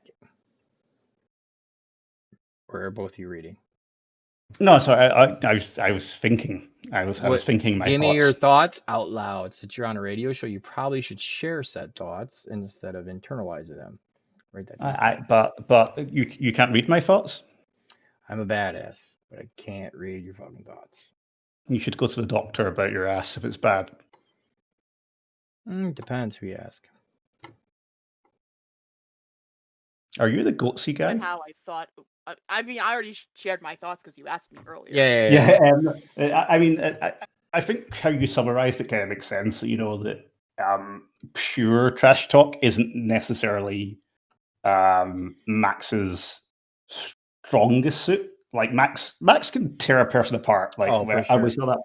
saw that with the minister, but because he's got Sutler sort of getting off the ground Honestly, and Max is a better trash talker OC than he is in character. I'm just putting it out there. If you put Max and Dan Ryan in person across from each other, Dan Ryan's gonna eat him alive, right? Physically. But Max will destroy people. He can hurt a motherfucker with his words. He's really, really good with his words. To his detriment in this match, I just didn't feel like his trash talk was as strong as Dan's. Bottom line. Well, I think the thing is like Sutler's new, right? And Yeah. with the way Max operates, he always likes to flesh out his character. So a certain percentage of that very narrow 750 word count Oh, for is sure. already It's going to chess. character It's development. chess. He's already Yeah, playing chess. yeah, He's already thinking yeah. several moves ahead. There's no And doubt in my mind about that. And unfortunately, in HOFC, there's no scoring for character development. So or description. Yeah. You know what I mean? So that's so that's where it was for sure. And it was a good match though. It definitely went third round. I wanted to make sure we got at least halfway through the third round because that's where I think it should have ended.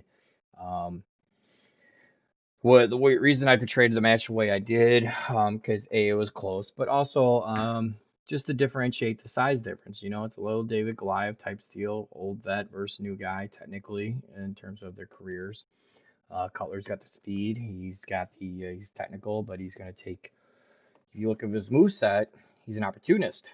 He's gonna take whatever opening he can and try to he's a sneaky boy. Exactly. He's a sneaky boy, and he's gonna take those advantages. So it's a chop block. It's a quick jiu-jitsu. I try to incorporate, even in these short matches, I'm trying to incorporate guys' movesets into where they make sense and how they would use them in the confines of an octagon. And again, it's hard, and I get it from an RP standpoint. It's hard to do everything you want 750 words. That's the point. It's also tough to write these matches in 400 words, for a 3-round match and get some stuff across. So hopefully the psychology of the match came across somewhat in a shortened match like that. So that's all I can do. Now, I have no doubt that either one of them will both play up to it. They had a great segment earlier in the show, right? So, yeah, they did. Yeah, the segment so was great. The segment I read, I didn't get a chance to read the role play. Well, I read some of the role plays, and they were very entertaining. But the segment was really good as well. And you know, I even though Sutler's lost this, I'm still excited to see more from Sutler. oh, for sure. Yeah, His for is a sure. long Yeah. con. It's a long con, right? So win or lose, Max is going to be fine, right? Dan would have been fine, win or lose as well. But Linz, what do you think about the match? Well, these role plays are my favorite to read out of everything that everyone wrote this week. So I think that the writing, the match itself lived up to the hype of it. And I agree with what you guys were saying. You know, Max already has a plan in place for this. I mean, he's just really good about thinking ahead and knowing where he wants to go with both Sutler and, you know, when he wrote Max Cale himself. And I'm excited to see what he's going to do now. I have some bad news. I got tap out. I'm now far too drowsy. I got tap. Are you okay? Are you okay? Oh no, I'm fine. I'm just tired. I just need to sleep now. I'm okay with that. You don't tell me because usually when you say bad news, you have. Oh no, it's not. You know what I'm saying? No one tried to rape me this time round. I haven't been to a cult. You know, it's none of that. You know, it's because again, when you say, "Hey, I got bad news," I get a little nervous. I'm just saying. No, none of my normal fiascos have happened. I'm just sleepy. All right, get out of here, dude. I appreciate your time. We'll be in touch, and you're gonna hopefully be part of next week's show, big pre-show, and then we'll kind of go from there. But hit me up tomorrow. I'll kind of give you the breakdown of how it played out, and then we'll kind of plan ahead. Yeah, cool. You know, it's like Monday Nitro. You know, I'm Larry Sabisco, so that's depressing, and Linz is Bobby Heenan. Yeah, sure. Let's go with that. Good night. Later, Dick. I'm not Bobby Heenan, she says. All right, so Dan Ryan with the big win. Dan Ryan will obviously move forward and face the winner of Johnny Dorn versus Devin Deshawn. So, Linz. Dan Ryan taking out Matthews. He's taking out Kale. Obviously, you got to get through Deshawn first. But the prospect of you versus Dan with your history both in character and OOC's got to be somewhat exciting and hard to not look ahead to. Yeah, I can't wait to lose to Brooke again. It's going to be great. Oh, fuck. Poor girl. Poor girl. All right, so I threw up a segment, Jetstar, Sector, and the Brovs. They got a segment. Really, really good segment. Obviously, we're building to, if they make it through their title defense, obviously, we're going to see the Bros get a title shot at the pay-per-view. And if it ain't for the title, it's going to be obviously against Jat and Sector. But we'll see. But that's where we're building. I'm looking forward to that one quite a bit. The next segment, another one, really good segments tonight. Connor and Ford, aka High Flyer. No secret there. If you've been following along the last couple shows, these two are definitely going to be. They paired themselves up, depending on how Connor does. Ford's obviously been eliminated, but Connor's got Mike next. But the longer Connor goes, obviously this could change things. But right now, we're looking at potentially a Connor Ford, Connor Fuse versus Tom High Flyer. I'm sorry, I keep mixing his real name because I talk to him all the time about the text shit. Connor Fuse versus High Flyer match, Jack Harmon at the pay-per-view. So, really, really interested. Thoughts on the, let's use real names here, Roland and Ford pairing in terms of a feud, Linz, because you know them both pretty well. Well, I know that Roland has wanted to do something with Ford. Yeah, he brought that up for sure. Yeah, so I know he's really excited for this, and I haven't talked to Ford about it, but like Roland's just one of those dudes who's super nice, and super collaborative and will literally do whatever you're down for. Just wants to put out the best stuff possible, and I'm really looking forward to seeing what the two of them are gonna produce for this. I am too. And each pay per view period I've gone to Roland. I'm like, all right, who you want to? Here's who I'm thinking. Who are you thinking? And initially he was supposed to, he was paired up with Justin. Justin didn't want any part of it. He goes, what, the video game nerd? Fuck him. I'm like, all right, fuck you. So we pivoted, and him and So Scotty. stupid. I know, and him and Scotty had a hell of a feud for Iconic. So we hit him up and like, here's a couple guys I'm thinking, and he brought up, what you just said, wanting to feud with Ford. I'm like, that's a no brainer. Um, one because Ford's been wanting a good feud, and he hasn't had one in a minute, right? Because it's just kind of been hit and miss with him. He never no shows. He's always showing up, but he's just not super engaged. And Roland's so easy to work with. It's rising tide lifts all ships. I think this is an easy one that if people pay attention and people read their segments, they're going to get invested in because they're two really really good handlers OC wise. They're going to show up weekly, and I'm looking forward to it. Now, granted, Connor is doing really really well, so we got to see how the tournament plays out. But him versus Ford at the pay per view, I'm excited for sure. Yeah. Yep.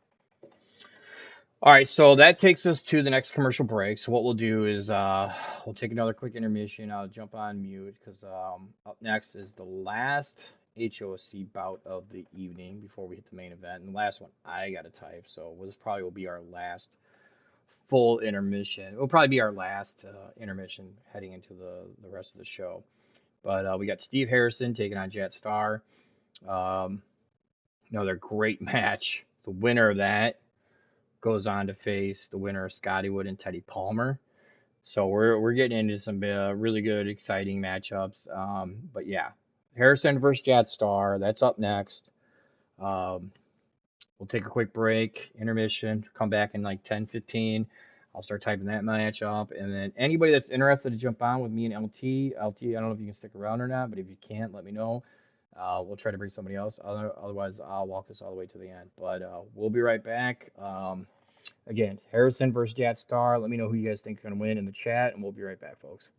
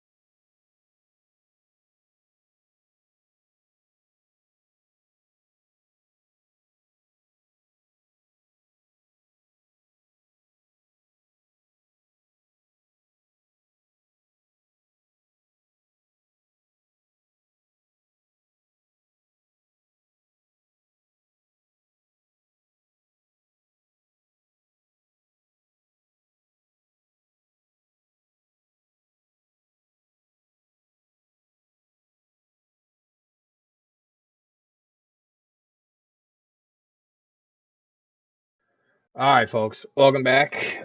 We just got through the last intermission. I just finished up Harrison versus Jat. So let's head back over here to the live. Um, this will get our last HOC match of the night. We got a couple more segments, then a main event, so we'll just power right through. And the point being, we should end the show right around at 9:30 in terms of live posting, 2.5 hours. Only because of the intermissions for me to type. Otherwise, I think it would have been a tidy 2 hours. But right now, joining me on the show is none other than the Playboy, Devin Deshawn. And when you had hit me up and said you were willing to come on the show, I thought it was a no-brainer, A, to get you on. Um, A, because you're obviously a guy that's not in the Fed, but you joined the Danucci Cup just to kind of see how it goes. And then you obviously been plenty of side chats with me over the last couple weeks talking about all things HOW and FedEx. So, welcome to the show, man. How you doing, man? Doing good, just getting into the field, trying to feel out how you guys do things differently, Big difference. I was gonna say it's gotta be a big difference, right? I mean, for two feds that have been around forever to do it totally different, two different ways is obviously kind of cool, right? It is, like, because when we were, like, in the big height, like, a lot of us and stuff where we came from were around, it was a lot of your bigger ones at the time, and the E-Feds were your more odds and ends sites here and there, and they were harder to find a lot of times, and it was your more of your, like, straight copy and stuff that was happening on TV. Right. Um, so obviously you got the big win in your first round. Did Sean Stevens, Jamar kind of came in, not I don't you kind of flustered. You did well, but he also kind of went over the word limit on one of his RPs. So you got the big win there. And now you got to take on Johnny Dorn, which obviously was a talk of the town today, which sounds like it's all squashed. And I'll let you have a couple minutes if you want to talk about that real quick while I post the show. But obviously, bringing you on the show, I'd be remiss if I didn't give you an opportunity to at least speak on that a little bit. I know it's squashed now, but hearing it from the horse's mouth, as they were to say, would probably go a long way. Yeah, like, because initially I just made the comment jokingly about where it was used because how we do stuff is definitely different. We work with each other and we, accept that sometimes we're going to missell each other. He just used it more as a thing. He's like, oh, well, hey, I know he's doing this in character over there at Hal. So me and him have been feuding a lot. Tony Robes, so he's like, "Oh, I'll use this as a fun little thing for our stuff." And then it got blown out of proportion when I joked about, "Hey, I might just use this, make it a whole like MCU universe thing." And then as soon as I saw the response, that wasn't cool, I was like, "Well, okay, cool. I ain't gonna use it." And things went from there as they do sometimes with this type of stuff, especially when you're reading text versus actually talking. Correct.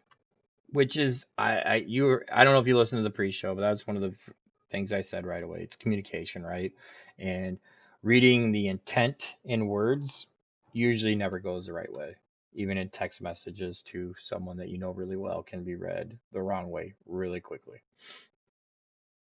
Oh, exactly. We literally had even somebody that's been a long time player with us just recently kind of disappeared for the past week or two because of that. And we're talking about people that have went back and forth for the past 15 years, probably. Just one of those things that happens. But yeah, No. like I've tried to say to some of the other guys, out of our group, I'm definitely the least abrasive of us all, to put it. Right. And so it's like, that's why I'm like, since we did this reboot and things like that, I'm like, I'll go and push out. I have no problem going over and trying how everybody else does stuff. It doesn't, really affect me any. It's not to be like a downplay on like the pace or things of how much you guys do it, but it's like for us, we're so used to writing so much. It's like for me to go and do stuff like this, little off, like one-off type events with people, the other feds really isn't that big of a, strain at the moment. Right. And it really just gets me back into writing. Well, that's the thing. It's different, right? It's either going to be something you like or it's something you don't. Who gives a shit? As long as you try it, you don't know it till you try it, right? Yeah, and the goal is, with our reboots, obviously to find other people that might come over and do stuff with us here and there. But it's like for me, it's like okay, well, they're not going to come over most likely unless they actually interact with some of us. I'm like, oh, hey, they seem pretty cool. Let's go check their place out. No, and again, that's one of the things I talked about earlier. Is like I want that. I want to get people from different parts into HOW and reciprocate, right? You come over here, we send somebody over there. You come over here, we send somebody over there. And if it works, it works. If it doesn't, we at least tried. And so, everything good with UNLT then? Just to put a bow on that bullshit. Yeah, finally, a little bit earlier during, like before the line stream or during, I can't remember which it was. I went ahead and finally actually. Oh, might have lost you. Oh, okay, there we go. There you go. Yeah, like sometime during, like around the beginning of the pre-show part, I went ahead and directly messaged her, and we went back and forth about it, and then got to a point like, okay, we understand. Yeah, we both kind of went one way with stuff at certain points where we were more defending the overall, just our Fed place, kind of more so than the real topic. Right. Yeah, and that's good. At the end of the day, I'm just glad it's all good because you've been really cool to me OOC wise. I feel like we've had good banter. It's been easy to work with you. It's easy to work with Lars and Grace, over there. Those guys have been really cool with me. I've been doing what I can to hype you guys because I know, hey, it just sounds like a bunch of vets that are having fun, but you guys just played different and we played different. So it's not a bad thing. It's just fucking different. That's all. So, all right, with that said, for everybody, Steve Harrison versus Jet Star is up right now. This is the last HOC match of the night. This one, another one that was really, really close. I really enjoy both guys' writing styles, both smart asses, both fun to read.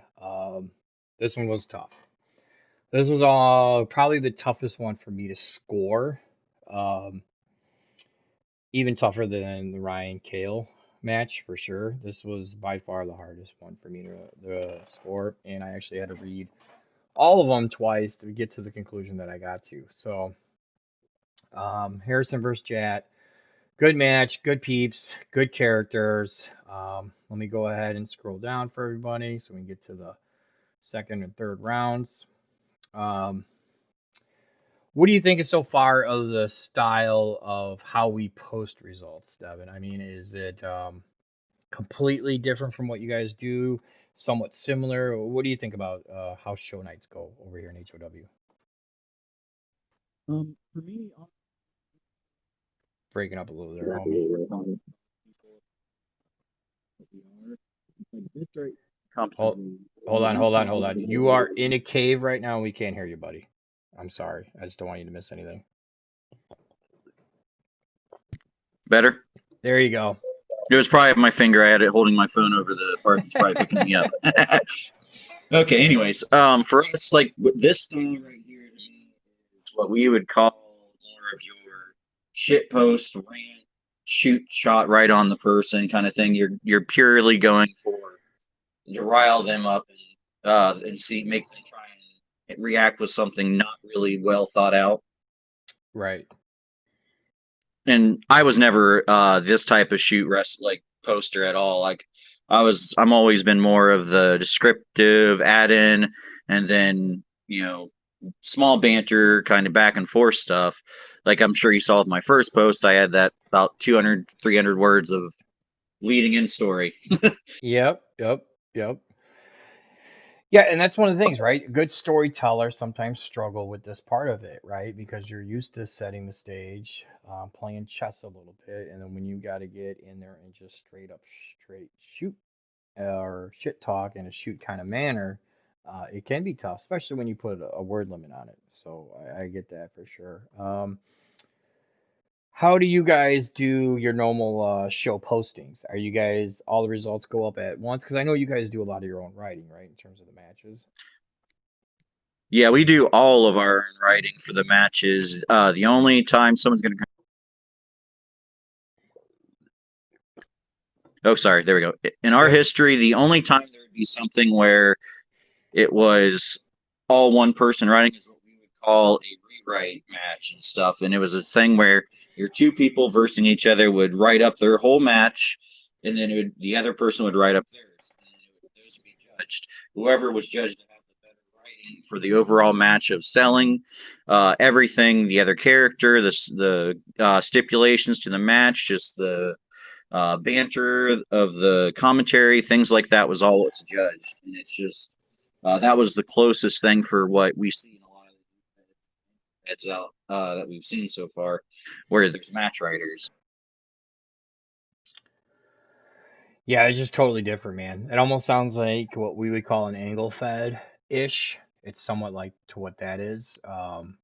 But they're not getting graded on that. They're actually working together. They kind of have an idea where the storyline's going and going to end, and they kind of just work together, write the matches, write the segments together, and kind of just sell it that way. So, while I got you, I will give you, now that everything's good and everything's kosher, I have no problem. You kind of probably already know this, but I've been working behind the scenes with your Fed heads, trying to get you guys a new website, trying to give them some options, or at least help. They can tell me to fuck off, but at least the option's going to be there to for me to help them out and get you guys a nice site with your relaunch and all that. Why don't you give me, while I post the next thing, just a quick little hype, a little promo, whatever you want to call it, a little hype piece about Federation X and why somebody should give it a shot. I'll give it to you. Even after everything today, I'll still give you some airtime, man. Yeah, that's great. And that's kind of what I've said. I'm like, so far, you've been very, open with the discussions from what I've heard from our Fed heads and stuff, the ones that have run Federation X for years. But basically, the best way I'd put it is if for more creative people, writers out there that do it, people that are used to being these match writers and stuff, that enjoy the creativity and even bouncing off ideas with other people, we do it in a more live format, basically, I guess is one way to put it. One person, they write their post, usually selling a story that may interact with others. And then it's their turn. You post and you roll with that and you do your best. If you're not sure how to sell the person's character, a lot of times we will interact with you. Hey, I'm thinking about having you do that, do this, how would you go about it to get a better understanding?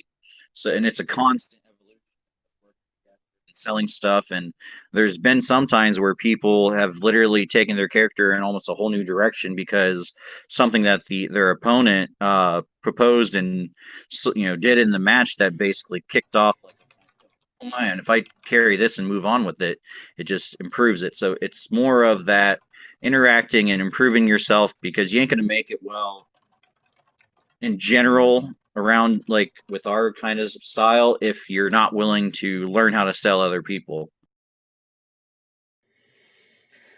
That's cool, man. It's kind of got the old school feel to it, but it's very collaborative, is what it sounds like, which is not a bad thing at all.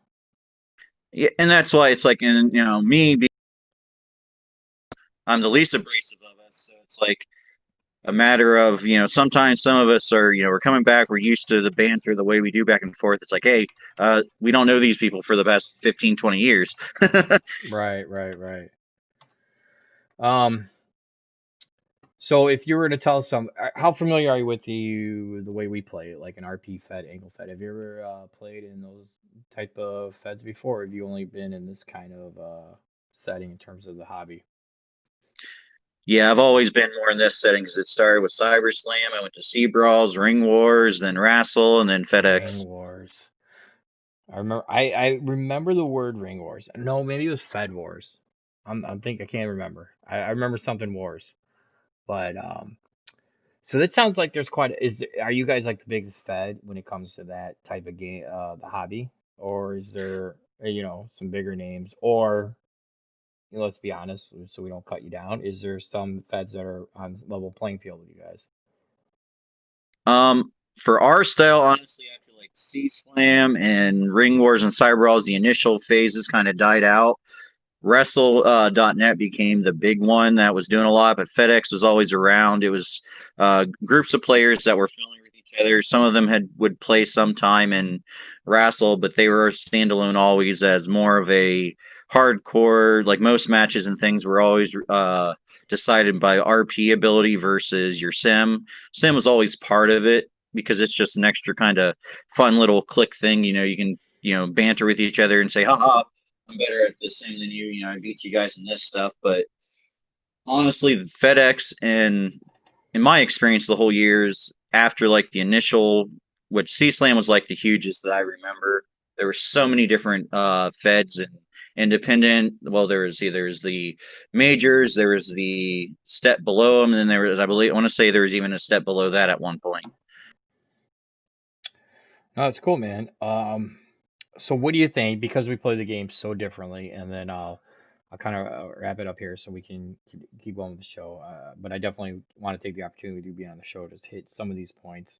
Um, because of how differently we play the game, but seeing that there's a shitload of vets playing in this game, and it seems like we could work together. What do you think about, not necessarily us working together in terms of interfed type stuff, but just affiliating and working together? What do you think, honestly, no bullshit, your thoughts on HOW and FedEx kind of working together? A limited role, extended role? What are your thoughts on the whole thing?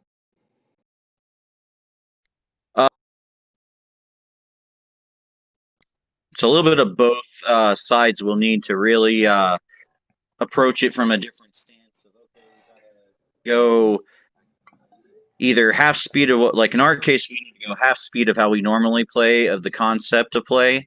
And then for like your guys' style of play, it's more a matter of you guys got to be willing to accept other people, trying to sell your stuff a bit more, because a lot of it seems so far. It's like, yeah, if you ask to do this, okay, it's fine.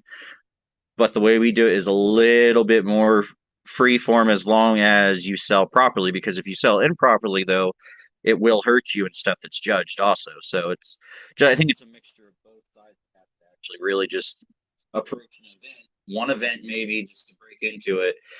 Be like, okay, we're gonna, you and like our Fed heads would basically work together, come up with a hybrid concept of rules for it to kind of balance it out for both sides, and I think that would probably help some.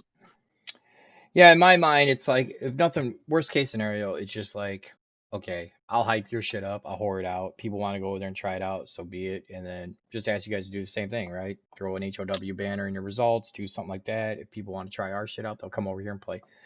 The Yeah, definitely. yeah, the end goal would be, okay, maybe we do some interfed shit. And when we go over to FedEx, we play by their rules. You go over there, it's their rules. You got to play. You're going into their jungle, right? You're going into the lion's den. Exactly. You got to play the rules. And then when Playboy Devin Sean comes over to HOW, guess what? You're playing my rules. Now you're playing HOW rules. You're gonna have to win or lose based on our rules. And it might be given back. And then, interfeds back in the day, you would have a joint event. At the end of the day, a joint event would be, to what you just said, a hybrid, right? Okay, maybe this match is HOW rules, this next match is FedEx rules. So that is lost. That does not happen anymore. People don't do it. That's something I love. I love the competition. I love opening eyes to new. Just that's why I like FedEx so much, and the guys that are behind the scenes and yourself. And I appreciate you coming on and trying this Danucci Cup. It's just different, man. It's so different. You're gonna have good things and bad things, and obviously we had a little hiccup here today, and it was squashed just through communication. But it's just different, and that's cool. Different doesn't make it right. Doesn't make it wrong either. So, all right, man. Well, that's all I got. I wanted to bring you on really quick, just so we could talk really quick. Um, But you got anything else you want to add, man? And then what we'll do is I'll bring up. I want to bring on Harrison. I want to bring Harrison on because he just had his match. And I want to talk to him, and we'll probably finish the show that way. But again, appreciate you coming on the show. I appreciate being part of the Danucci Cup, and I honestly appreciate you squashing what you ever happened today with Lynn's on the side. But anything else you want to add, man, before we pivot?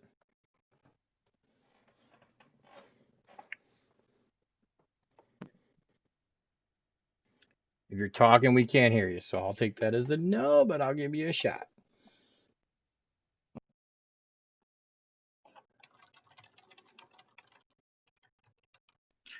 I think I was blocking the mic again. Jeez. Yeah. So whatever you said, we didn't hear, man. Didn't even really know about the Danucci Cup. I didn't see anything like that when I was reading the initial, and then I was like, "Hey, I'll just sign up for their fan. I'll check it out." Because, like, I mentioned in the chat, I'm like, your guys' site was the coolest looking one on how it was ran. Just it looked really clean and crisp. I'm like, this seems like it's managed well. So I'm like, I'll go check out how is what I told everybody in FedEx. And so I signed up just to join the Fed and, see how you guys do it, go by your guys' rules, see how you guys do everything and learn it. And next thing you know, I'm like, is he, he's in the Danushka. I'm like, oh, I'm what? That's awesome. But no, Well, that's it basically. Well, I appreciate the time, dude. Next time we'll plan it out better, so you can get your headset. You won't have any of the hiccups. But I appreciate coming on. All said and done, I definitely want to keep doing what we're doing. Bare minimum, we're doing just some hyping of each other's shit. And at the end of the day, fresh eyes get on it. It's a win-win. So appreciate your time, dude. Yep, exactly. I Good plan on luck. doing a few more matches with you guys here and there. Awesome. And good luck with the continuation of the Dunichi Cup, and we'll kind of go from there, man. All right, but Devin, appreciate the time, dude, and have a good night, man.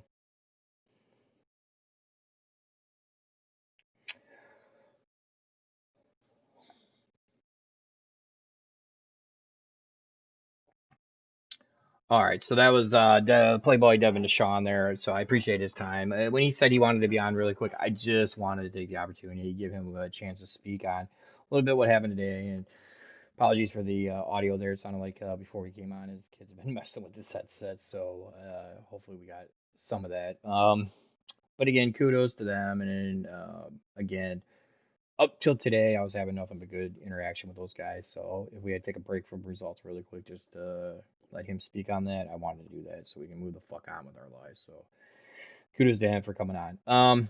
So obviously what we just had there was the Harrison Jet Star match. The result came in. I want to get Harrison and probably LT back on the show. Sounds like me and LT aren't friends on Discord though. So she's got I just accepted your friend request, LT. So she's gonna set up a group chat real quick. We'll get Harrison on. I want to get LT on the horn as well. Not only because of she was just on before I had to bring him on, but obviously next thing after the Harrison match, we got a good Johnny Dorn segment. So I want to bring those two on, and then I'll take us home into the main event. Probably go until the top of the hour, and we'll end the show. So far so good. I appreciate everybody's time. What's been, I think, minus Devin's little audio there, which was on his part, not mine. We're good. I do appreciate his time. So kudos to him again for moving it forward and not backwards, because it's very simple to move it backwards, especially in this fucking hobby and social media and all that. All right, so we're joined now by Harrison and LT. First off, welcome back, LT. Thoughts on Devin? We squashed, right? 100% moving on. We're good. I mean, I didn't hear what he had to say, and I apologize for that. I didn't even know that the feed was back on because my Twitch didn't. Oh, I never end the stream, so I just mute it, so it sits on the intermission, so it actually never stops. So yeah, no, I mean, it stopped for me. I didn't know until somebody messaged me and was like, "Who's talking?" And I said, "I don't know." He was cool. He owned it. He said you guys talked on the side, so I just getting him. If I Yeah. had an opportunity to get him on the show really quick just to speak on it, I felt like it was the right thing to do, just really quick, just so we can end it and move on with our fucking lives. Yeah, and I mean, and I haven't said anything on Twitter in like hours, so I don't even know if anything is still going on there. But he and I are fine now, so Perfect. it's cool. All right, Harrison, how you doing, buddy? Hey, what's going on, man? I'm good. So Antonio Brown's out, and we got him as 3x multiplier. I didn't even know that. What the fuck? Can't we change him out though, right? We can, but we just use that big multiplier. If we keep them in and take a 0, we get them at 4x if they win the game. But you can't gamble that. We need points. You can't take a 0 at this stage. We're too far in the money. So Let's put Evans in. Yeah. So speaking of the money, Harrison with the big win over the HOW Original Hall of Famer, current LSD and Tag Team Champion, and member of the original and current Best Alliance Star. Thoughts on the match as a handler, point of view, and of the battle that you just had with Jat? No, it was fun. He's always hard to write against. Actually, sometimes he doesn't his trash talk. Sometimes I have to figure out what I'm gonna say. That's his point. He will throw I know. you He's silly. curveballs, and he'll be annoying. He's like that little 8-year-old annoying little fuck, because he He's knows very- what to say. He knows what to do, and he knows to get you off your game. And he'll come at you from like 25 directions at once. We're like, dude, that makes no sense. What the fuck? How do I answer this? Yeah, exactly. He's been doing that since 2002. I'm just going to say. Thoughts?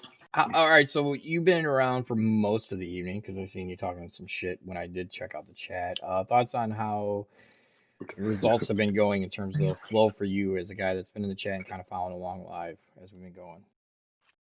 It's been going good. It's been it's been quicker too, so that's been good. I guess it's a lot easier when we have HOFC matches too. So, And again, saved. Yeah, it's time saved, and that's the other thing too is when we go back to we're all regular matches for the most part is that's where it's got to be key on these. Everybody get their segments in somewhat early, right? Like they've been doing. Everybody's been really good at that, but also the match writers got to adhere to that range of word limit I was talking about earlier. So it does cut down on time, right? That's the big thing. If I'm waiting until 11 o'clock to get that last match, no matter what, we're not gonna be doing shit like this. Oh, okay. Yeah, no, that's good. I mean, I'm always like match length to me doesn't really matter, to be honest. It never really has. So if my character's like, just written correctly, then it doesn't bother me if it's 900 words or 500 words. So speaking of that, what do you think about the way the match was laid out tonight with the obviously summarized form, but thoughts on how I laid it out with the play? My match in general? Mm-hmm. Yeah, it was fine. I figured it was going to be. I was a little confused as why Jat was getting cheered, but I guess. So, hey, as a newer guy, Chicago. Well, I know I'm going to get booed. I'm going to get booed. All right, so Chicago, where everything takes place, right? It's in the best arena, which is my arena, right? No, Chicago is super pro Lee Best. Like he's he's basically CM Punk turned up to 11, always has been because he's always brought HOW back to Chicago. We go anywhere else, I get booed crazy. So anybody that's in the Best Alliance will get cheered in Chicago. Anywhere else, they're getting booed. 100%. Yeah, no, that makes sense. I forgot. We had actually talked about that before. I forgot about that. Yeah. So if you're I have no problem getting boos. I expect the boos. Yeah.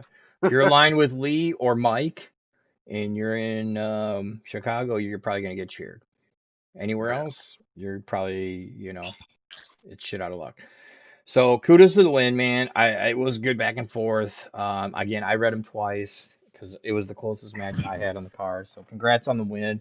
And obviously you move forward and you will take on the winner of Scotty Wood and Teddy Palmer. Any predictions on that outcome? Oh man, I don't know. I'm going to put it out there. I think Teddy will pull that out. I think he's really creative, so I think he's going to have the creative edge there. Linz, what do you think? Scotty Wood or Palmer to go on to face Harrison in the Elite Eight? I'm not betting against Gary, so sorry, Scotty. I'm with you. Gary last year, right, ran the gauntlet in his first time in HOW. The only concern I have with Scotty versus Teddy was Scotty Wood's got plenty of experience with the HOC trash talk. That's Scotty's wheelhouse a little bit. Gary's a good storyteller. And he has moments sometimes where he's a wrestler because he dives so much into the story and he's such a good storyteller. So I'll be curious because him and Zeb had a match where there wasn't a lot of shit talking. It was more they set up a story and they both had like a paragraph at the end to do some shit talking. So I'll be curious how that plays out. That is a good point. Yeah, that's a good point. I thought Scotty's trash talk was pretty good against Giles. Yeah, it was. And George got a little too cute. He got too cute, and it felt like a fucking dead fucking weight. I just think if I had to put odds on it, Harrison, I'm putting Scotty Wood minus 130, 135 to win that match. That's not up on FanDuel Sportsbook right now. So It is not. It will be on the high octane gambling site, the Hog, as we call Okay. it, soon enough. All right, so Champion of the World, it was a good segment by Raw. JD's just one of our better riders. He's awesome for the hobby. So he has a really good segment that happens after the Harrison Jetstar match. Hit a quick commercial, which we're not going to take. Basically, our commercial was they're talking to, and I don't know if that's you, Harrison, with the echo, but I'm going to fucking choke slam you here in a minute. Equal rights, bitch, is what I called your segment, LT, with Solix. Great segment, by the way. Why don't you give a little insight to the segment that you and Easy E wrote there?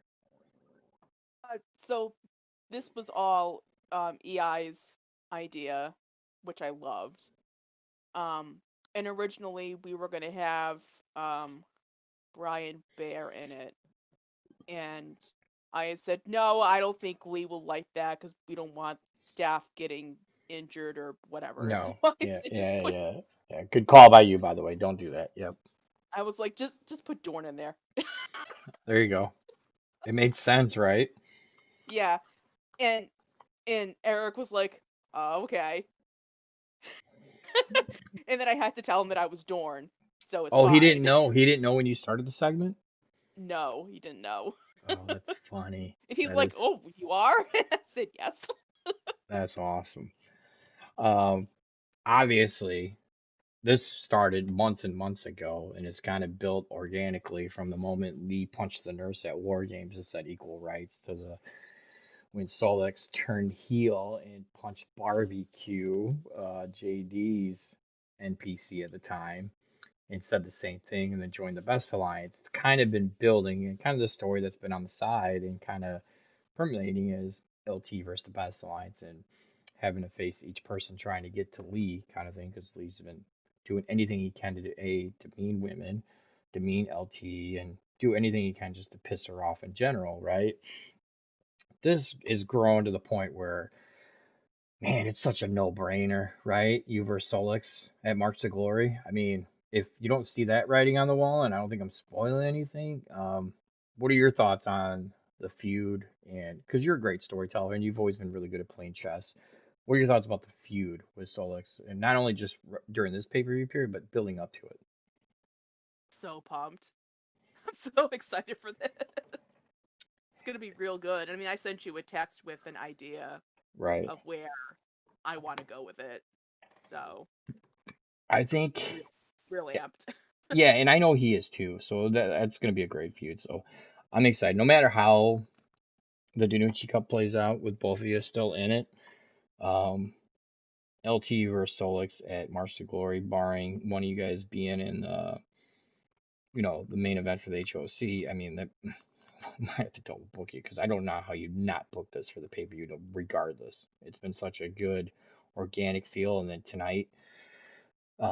Lindsay Troy whispering it, equal rights, bitch, at the very end. I mean, come on. If you don't kick off from that, I mean, we're off and running, right?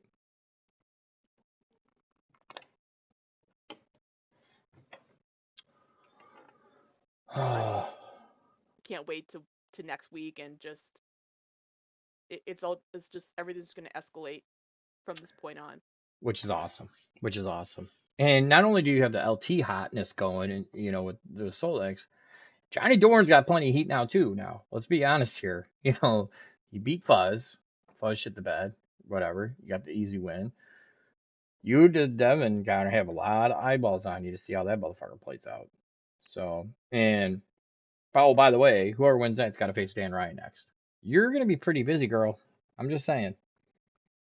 Hopefully, my coworker doesn't get sick again. Yeah, at that point, I will. Get sick or something. I will send her some emergency. I will send her drugs. I will send her whatever because I cannot have you not be able to be at March Glory. There's just too much for you going right now. It's for not having any belt to assigned or like a feud for the title either. It's gonna be one of the top. Like if ticket sales, this would be a draw. This is everybody's paying to see this match. You know what I'm saying? So this is gonna be good. So yeah, best wishes to your coworker. Stay healthy, motherfucker. All right. So after that segment, we lead into the main event: Raw versus Michael Lee Best, the El Champion. Threw a little AEW in there for him. Predictions: Harrison, who you got winning this match? I got Mike. Linz, who you got? I got Mike, but I want to shout out JD because he had me friggin' rolling with laughter from his role plays this week. He loves So writing that's his Raw. It's just a different slant for him. You know what I mean? You could tell he had fun writing that shit. It read really well, by the way, really well. So let me pull this up. So we're gonna pull. I'll go scroll. So Mike wrote this. So this is the first match under the kind of new guidelines that I kind of talked about earlier today, and I had to talk to Mike too because he was the first person to use them. You know, where we went through and we said, hey, this is the range I want to give you, and fall in between this range and limit the commentary. So you won't see a lot of commentary on this, if at all, with him because he wanted to focus on the match because how close it was when I told him to score. So I think he did a good job, but also um, main event compared to recent HOW history, it's short. I think it comes in around 11, 12, 1,300 words, something like that, and that's right in the range that I gave him. You know, I thought it was a 15-minute match, basically. 10 to 15-minute match is what I had it in. I didn't see it as a 20-minute barn burner and night type of thing. That's what I saw it as, a 10 to 15-minute. If anybody watches a main event on a show, if you factor in commercials, they always go longer, but in pure action, it's usually 10 to 15 minutes. So that's kind of where this one fell. So let me get to the. Everybody's going to skim, skim, skim if they haven't looked already. I'll get to the end. And I'll get that up there.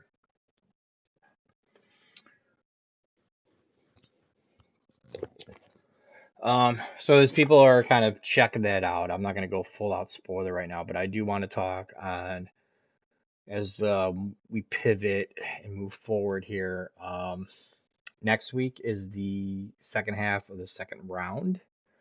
I want to talk on that really quick. Johnny Dorn, Devin Shawn, Scotty Wood, Teddy Palmer, we already talked about. Xander Azula and Simon Loveless, Wrigley and Smiley, from the Discords. That's going to be a great match. I can't wait to see that. Xander's done really, really well, both in his RP and his segment that he submitted last week. I thought it was really top notch. And then you got Connor Hughes and Mike Best. So Mike's gonna be a busy, busy boy too this week. So let me go ahead and get through the end. If you guys already read it, if you guys already know, I'll throw the spoiler up right there. So for me, it came down to, and you know what? Here, I'll just throw these up right now. Are either one of you guys following along on the Twitch at all, or are you guys just on audio right now only? I'm on both. I'm on both, but there's not a whole lot of chatter in the chat. That's all right. I think. All right, let me. I'm gonna throw in this graphic. You guys, let me know what you guys think about this graphic. You guys are peeping it out live. Hopefully, it's a finished render. It's not. I want to be in everybody's bios. Come on. You will be, dude. I was so. Atlanta can suck a dick, but that's basically what happened to me this week. I didn't get any of those renders done. Easy did finish it though, so I can definitively say that we're going to have those on the bios. Yeah, I did actually see that. I looked at my page today because I was trying to remember if I sang my theme song or not. All right, so you guys peep out the Twitch screen. Let me know what you guys think of the graphic I just threw up there. I like it. So I also like Ross Poser. yeah, so he had a beard, and that's where I was talking earlier. I was misspeaking. I loved it with a beard, JD. I love the beard, but he felt like it was too bikerish, so we went goatee, a little dark goatee.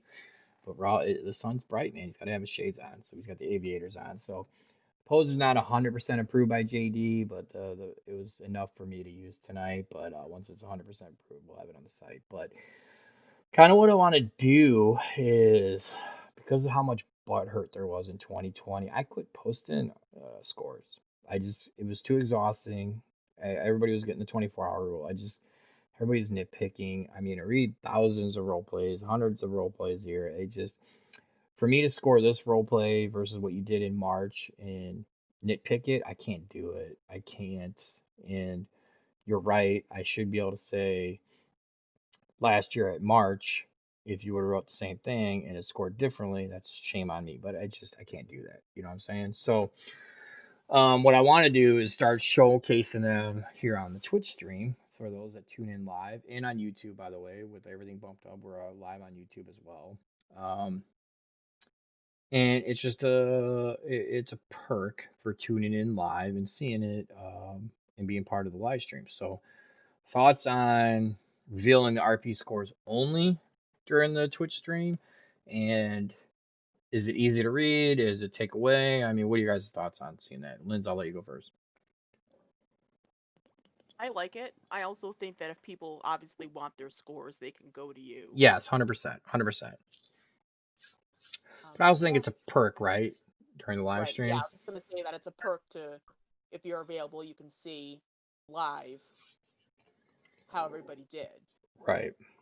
Although I do want to, and I mean, I'm sure you'll make this comment too. Like you know, we all shouldn't be putting up our own scores against other people because No, do not do that. everybody writes differently. Yes, 100%. Do not get caught up in that. That's 100% true. Harrison, what do you think, man? RP scores, perk part of the Twitch stream, YouTube stream, live stream every Saturday. Yeah, that's cool. I've never seen any scores since I've been here. Even when I Yeah, asked you, you never sent me. yeah. Usually, me and you are being too smart assy to each other because I never really know if you legit want to see them or not. Because like we usually just do feedback and talk shit. So duly noted That's on true. my so duly noted. So I next time usually you just forget a few days later anyway. right, because usually it's right after a match or a loss or something like that, or we'll go feedback or yeah, that's my fault on that one because I legit didn't know sometimes. I even like to know even if I win a match, just Yeah, in yeah, general. yeah. You're Just in right. general, because since I've been here, I haven't really got any feedback from anybody, to be honest with you, really. And that's So shitty, right? Because you do want feedback. The feedback ultimately, in my mind, is right if you win or loss. And I'll be honest, man, it got to the point where I was having to defend or go at somebody, be like, dude, I should have got a 3-5 instead of 3-2-5. I'm like, man, this is so fucking exhausting. I can't do it anymore. You need to and I guess, know, you know. and that is really true, though. I guess a lot of people did give me feedback when Eric Kane quit. So I did. Feedback your stuff, Harrison. What? I feedback your stuff when you ask me to. Okay, that's true. This is true. Drunk motherfucker. Motherfucker. So the idea here is, and obviously we'll get a better graphics. That's just me fucking around in Photoshop, but I think it serves the purpose well. The readability, obviously, I'll talk through it really quick for those that aren't for sure, or at least here from my point of view. For me, readability is you really have to fuck up to get a low score there. You're not spell checking. And Max Kale has lost a few matches because of that, because he's very good at misspelling his own shit as he goes. But spell check, you're not spell checking Zeb Martin, no. I promise you that, because he will fucking fuck up your word document, that's for sure, with the way he writes. But I'm talking about, simple stuff, and it's really hard to score low there. Match relevance, this can be anything and everything, right? What are you doing that relates to you being in the ring? Is it working out? Is it a mental thing? Is it something physically happens outside the ring at your home that keeps you from doing this, this, this? It's just relevant to the match that's coming up that you're going to be competing in. Description, self-explanatory. A red car went down the road. A 97 red car went down a winding road, blah, blah, blah. Description. You can overdo it too, though, by the way. You can overdo it easily. Creativity. How creative are you at doing what you did in your role play? Writing a simple blog is not very creative. So you better be descriptive in said blog and have some good match relevance, because writing a simple blog is not very creative. Um, just one example, right? Creativity. We're seeing a little bit in the trash talk. People are going to be struggling. Do you do straight shoot style, but how creative are you with the words? Creativity in a standard match might be the setting. Um, Guy went to the gym, did push-ups. That ain't creative. He went to the gym, worked on blocking said finisher or taking finisher, etc., etc. There's a way to be creative when you're doing the setting, the dialogue, and the story in your writing. Character development is pretty straightforward. Does your just because, and again, you could have these buckets, doesn't mean you do it well, right? Just because you have it doesn't mean it's going to score well. But you got to at least have it to score, right? Character development is the other thing. How far do you advance your character? Does your character have any movement forward? Is he static? Is he staying in place? Is he doing anything to improve his in-ring ability? Is he doing anything to improve his home life? Is his home life taking a shit turn to where it affects his in-ring ability? Is it taking away focus from the match? Um, did he have life changes? Did he get married? Did he get divorced? Does he have a kid? Did he get robbed? There's a lot of touch points you can have with a character, and a lot of people, let's be honest, in our realm of the world, in this hobby, in HOW, are really good storytellers. So character development's one that most people can hit on. It's just whether or not they do well at it. For me, once March to Glory is over and out of the HOZ, I'm going to unveil the new scoring system. Categories are the same, but I want to make sure there's more than a 0.25 difference between. What's the difference between a 3.25 and a 3.5? I have to speak on that. You, as a handler looking at that, like, what the fuck was the difference? I understand that's hard to tell from a handler point of view. So I want to make sure that I improve upon what we've already had established, but improve it upon to make it so it's more clear to the handler that the difference between Mike getting a 3.5 in creativity and JD getting a 3.25, what was that? What's the difference? 3.25, I don't know what that means. Like, I just know I lost and it was a close match. So I want to help with that. For me, anything over a 3, basically I start with a 3 and I work up or down. 3 is just an average role play. You hit everything, right? It's your C, right? It's your C score. You got, it wasn't great, it wasn't bad, you didn't fail, you passed, but you didn't really, you're not top of your class type thing. The farther you get away from 3, higher, the better you're doing. You start struggling. I've seen some 2.5s, I've seen some 2.75s. It's just subpar. Anything below 3 is a subpar score. You had it, you didn't score very well, or you had it and you didn't do it well, and that's kind of where my thinking comes when I start there. The average is those 5 categories. The average score of all 5 of them. What's the average? 3.40. I score, in the system setup, 80% of the score is based on quality. 20% of that, Pareto's Law, 80-20 rule, right? 80% is quality, 20% is quantity. So for me, a 3.40 is your average. I want 80% of that, right, on the quality. So take 3.40 times 0.8. That's 80%, 0.8. Plus, if you max out, 0.2. That's your 20%, your quantity. You did 2 role plays, 0.2. That's your 20%. Gets you 2.92. That's how the math works. So takes your average across all 5 categories, multiply by 0.8 because it's your quality, because those are what the scores are. That's your quality in each bucket, each of those 5 buckets. That's your quality, 80% of that. 20% is how many role plays did you do? If the max was 12 or 10, let's make it easy, right? 10, and you did 20% of that would be 2. You get 20%. It's simple math. A 1's a 1 unless you force it to be a 2.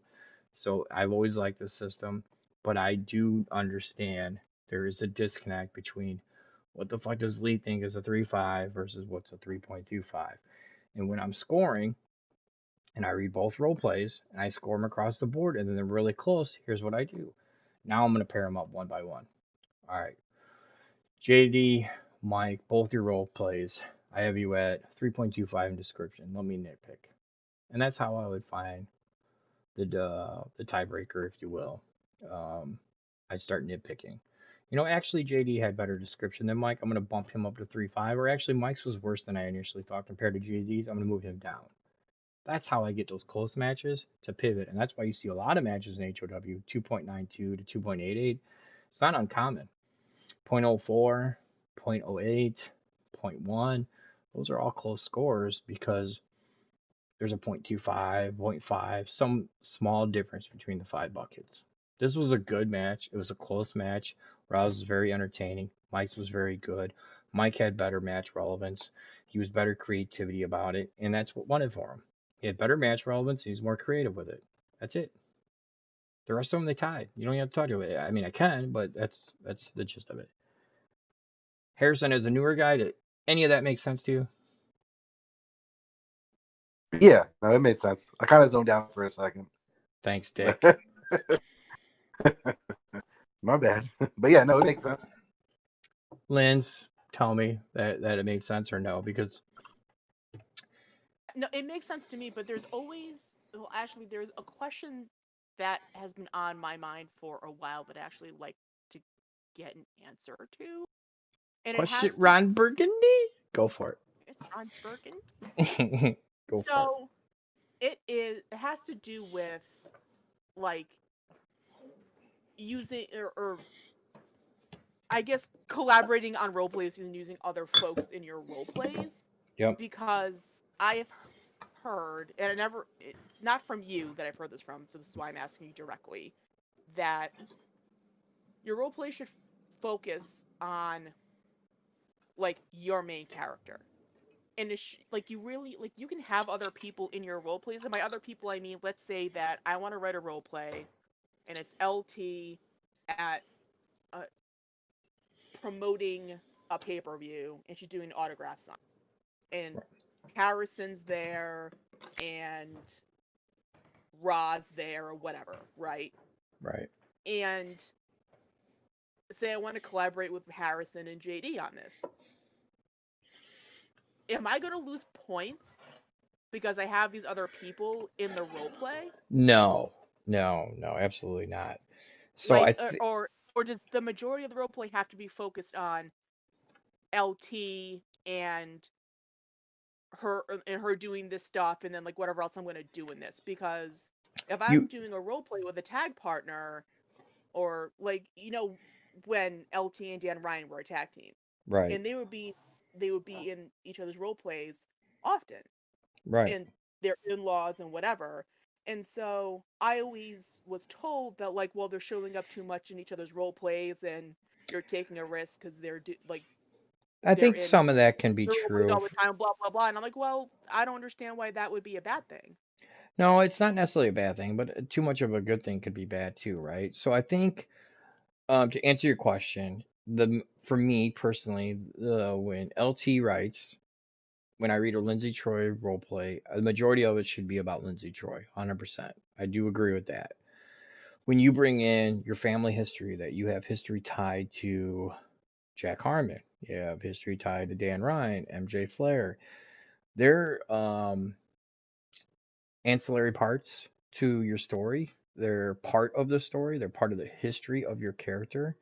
Um, but when I read a Lindsay Troy role play, it should be a majority about Lindsay Troy, and those guys are helping elevate or bring Lindsay Troy down because it's a negative. They should be a positive or negative force, but they shouldn't be the prime. See, I worked prime in there for you.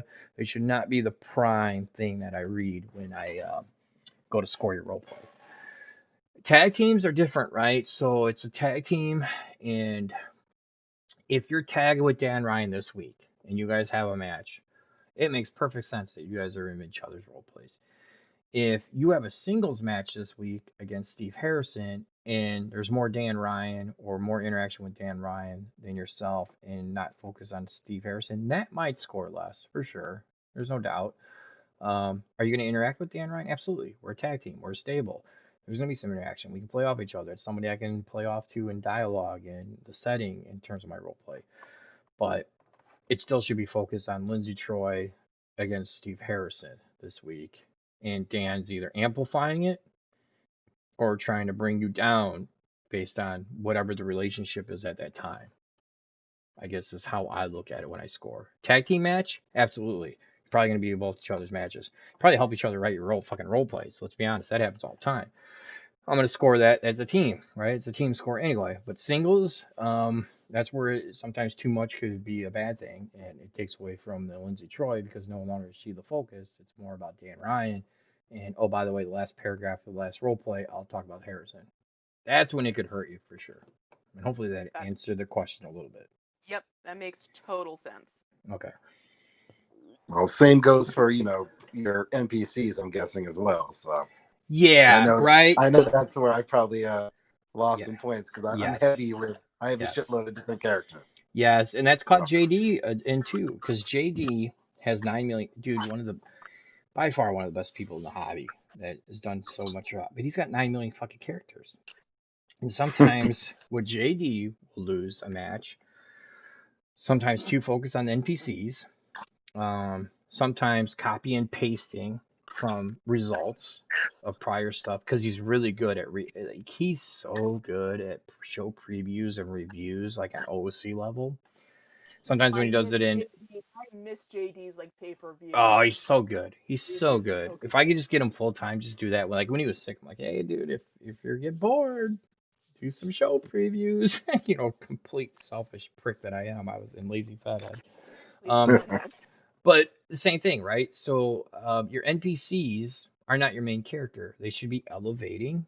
They should be a positive or negative influence. They should be bringing you down or building you up. They should not be the focal point. And when you spend more time, Steve Harrison has a dream about his fucking wife going around fucking everybody in the Fed. I don't care about that. I don't care about that at all. Steve Harrison being so upset emotionally because his wife's going around fucking everybody in the Fed that it's going to take away from his match coming up. Now I'm invested. Now I'm like, oh shit, how's he going to handle this? Like, is he even right in the head? Is he going to be distracted during the match? Did he even go to the gym this week? Is he even trained? Hey, by the way, you're in a wrestling competitive writing thing and you have to be a wrestler. By the way, you should probably work out at some point, you fat fuck, right? And quit drinking. Hell no. I drink whiskey. But that's my point. Yeah, the NPCs could definitely hurt you too, but when they're used right, they're awesome. They add to the story. It gives you something to play off in the role plays, and that's what's needed because not everybody. You shouldn't have to write straight blogs all the time. Those even get old. That's where creativity takes a hit if that's all you do. But you're going to score high in probably match relevance because you're only focused on that. And if you do it well, you'll score well. But there other shit will take a hit. And that's why when I did this and I combined with Rob, like he had a couple buckets and I scored on some other stuff and we combined, it's like at the end of the day, readability is like, come on, just take the time to proofread your shit. Just throw it through the word check and you'll be fine, right? Match relevance. Remember, you're a wrestler. Just remember that. Everything you do should be tied to what's going to happen in the ring. It either helps you or hurts you. Description, just, you can overdo it. I've seen people overdo it. But how well do you describe your setting? How well do you describe what's going on? And then be creative about it. It's creative writing. It is a creative writing competition and set in a wrestling world. Just be creative about it. And how do you develop your character? You see it in real life on the TV when the characters aren't being developed, they get lame, they get stale, and they get taken off TV. Or the crowd, when they come out, the crowd doesn't react at all. That's what happens. So I am going to change. I'm not going to change the categories, but I am going to change how the scoring is, and I'm going to increase the range. Right now, like I said, I started at 3 and I go up or down based on what I read. I'm going to make sure there's more discrepancy between the scores just to help you guys personally. No. Oh, fuck. Okay. That didn't go over well. No, I had a question. Yes. Is match relevance still going to be the tiebreaker? Yes, always. I think for me, at the end of the day, you're a wrestler. It should be tied to the match relevance. What did you do during this week to build up towards your match? Um, can go back and forth on that one, but I always land on that one. Until we change what we're playing, it's always going to be come back down to match relevance for me. Hopefully that helped. I feel like that was good chat. Good chat. Even if Talk. no one's on, not everybody's on to hear that one, they'll get to listen to it. So hopefully everybody checks that out. Good question. Great question. All right, so the new card's up. It's been up. Just give everybody a shot. The only match that was a question mark was the Jet Star because I didn't want to give away anything for tonight because also if I named his opponent, he would have to play off it in his segment technically in character. So I didn't want to do that. So knowing he had already wrote his segment, so I'll fill that in. Still a question mark on the website. Yeah, I haven't changed that yet. I haven't changed it because I wanted to get through tonight's show just because we just finished his match versus Harrison, right? So I haven't doubled back to fill in that question mark. So there will be an LSD title shot. It will be somebody that's not in the tournament and 2 RP limit, and everybody else keep going, and it's gonna get harder. I mean, Dorn, Deshaun, winner takes on Dan Ryan. Scotty Wood Palmer takes on Steve Harrison. Xander and Wrigley, I mean Loveless, take on Solex. Solex is dangerous right now, by the way. That dude is firing bullets. Yeah, that's his wheelhouse. Yeah, dude, he's loving this shit. Obviously, then we got Mike Best, world champion defense, but he's going against Roland. Yeah, Counterfuse. I That's can't wait. a good one. I can't wait for that, man. I've been waiting for this for That's over a week. Yeah. That's gonna be a great one, and the winner takes on Brock. I mean Clay Bird, who's been doing very well. So I mean, and then you start talking. Then you're talking the final four, and then we got the. So we basically got 1, 2. So the Elite Eight will take place in all 1 week. By the way, so once we get past the second round next week, the following week will be the Elite Eight. You'll have 4 matches there. So Harrison, you're off next week, and then you'll be on for the Elite Eight. The Final Four will be split up. One Final Four match will be 1 week, and we'll kind of help build everybody else that's been eliminated, help them with their matches towards the pay-per-view. The following week will be the other Final Four matchup. More matches to build up for the pay-per-view. Then we'll have the final at the pay-per-view. So that's kind of the game plan here in terms of scheduling. So we got 1, 2, 3, 4 more weeks of the Danucci Cup, and during those 4 weeks, we'll start putting some heat on these matches for that are no longer in the Danucci Cup, but just to build up towards pay-per-view matches. You're already seeing that with Solex LT, Connor, and again, Connor's in it still though. So, and so is technically LT with Dorn. But Connor and High Flyer, you're seeing it with the Bruvs and Sector and Jet. Jet just got eliminated tonight, so I expect that one to get ramped up really quick.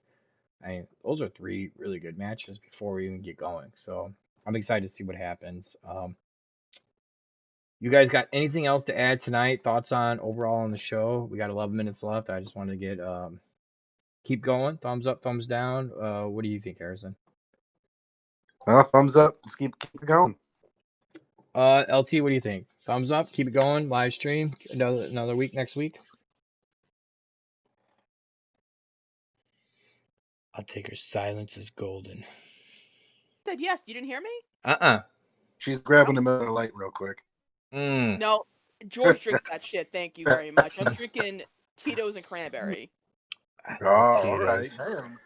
See, we need to get together. Me, you, and Johnny Ribs need to get together and get some drinks going. He owes me some. Post-election. All right, so good show. Hopefully the quality was better. Any audio that we had issues with was kind of on the user, but I think for the most part the new bandwidth on the Discord held up well. I think the new bandwidth on my personal level held up well with the video.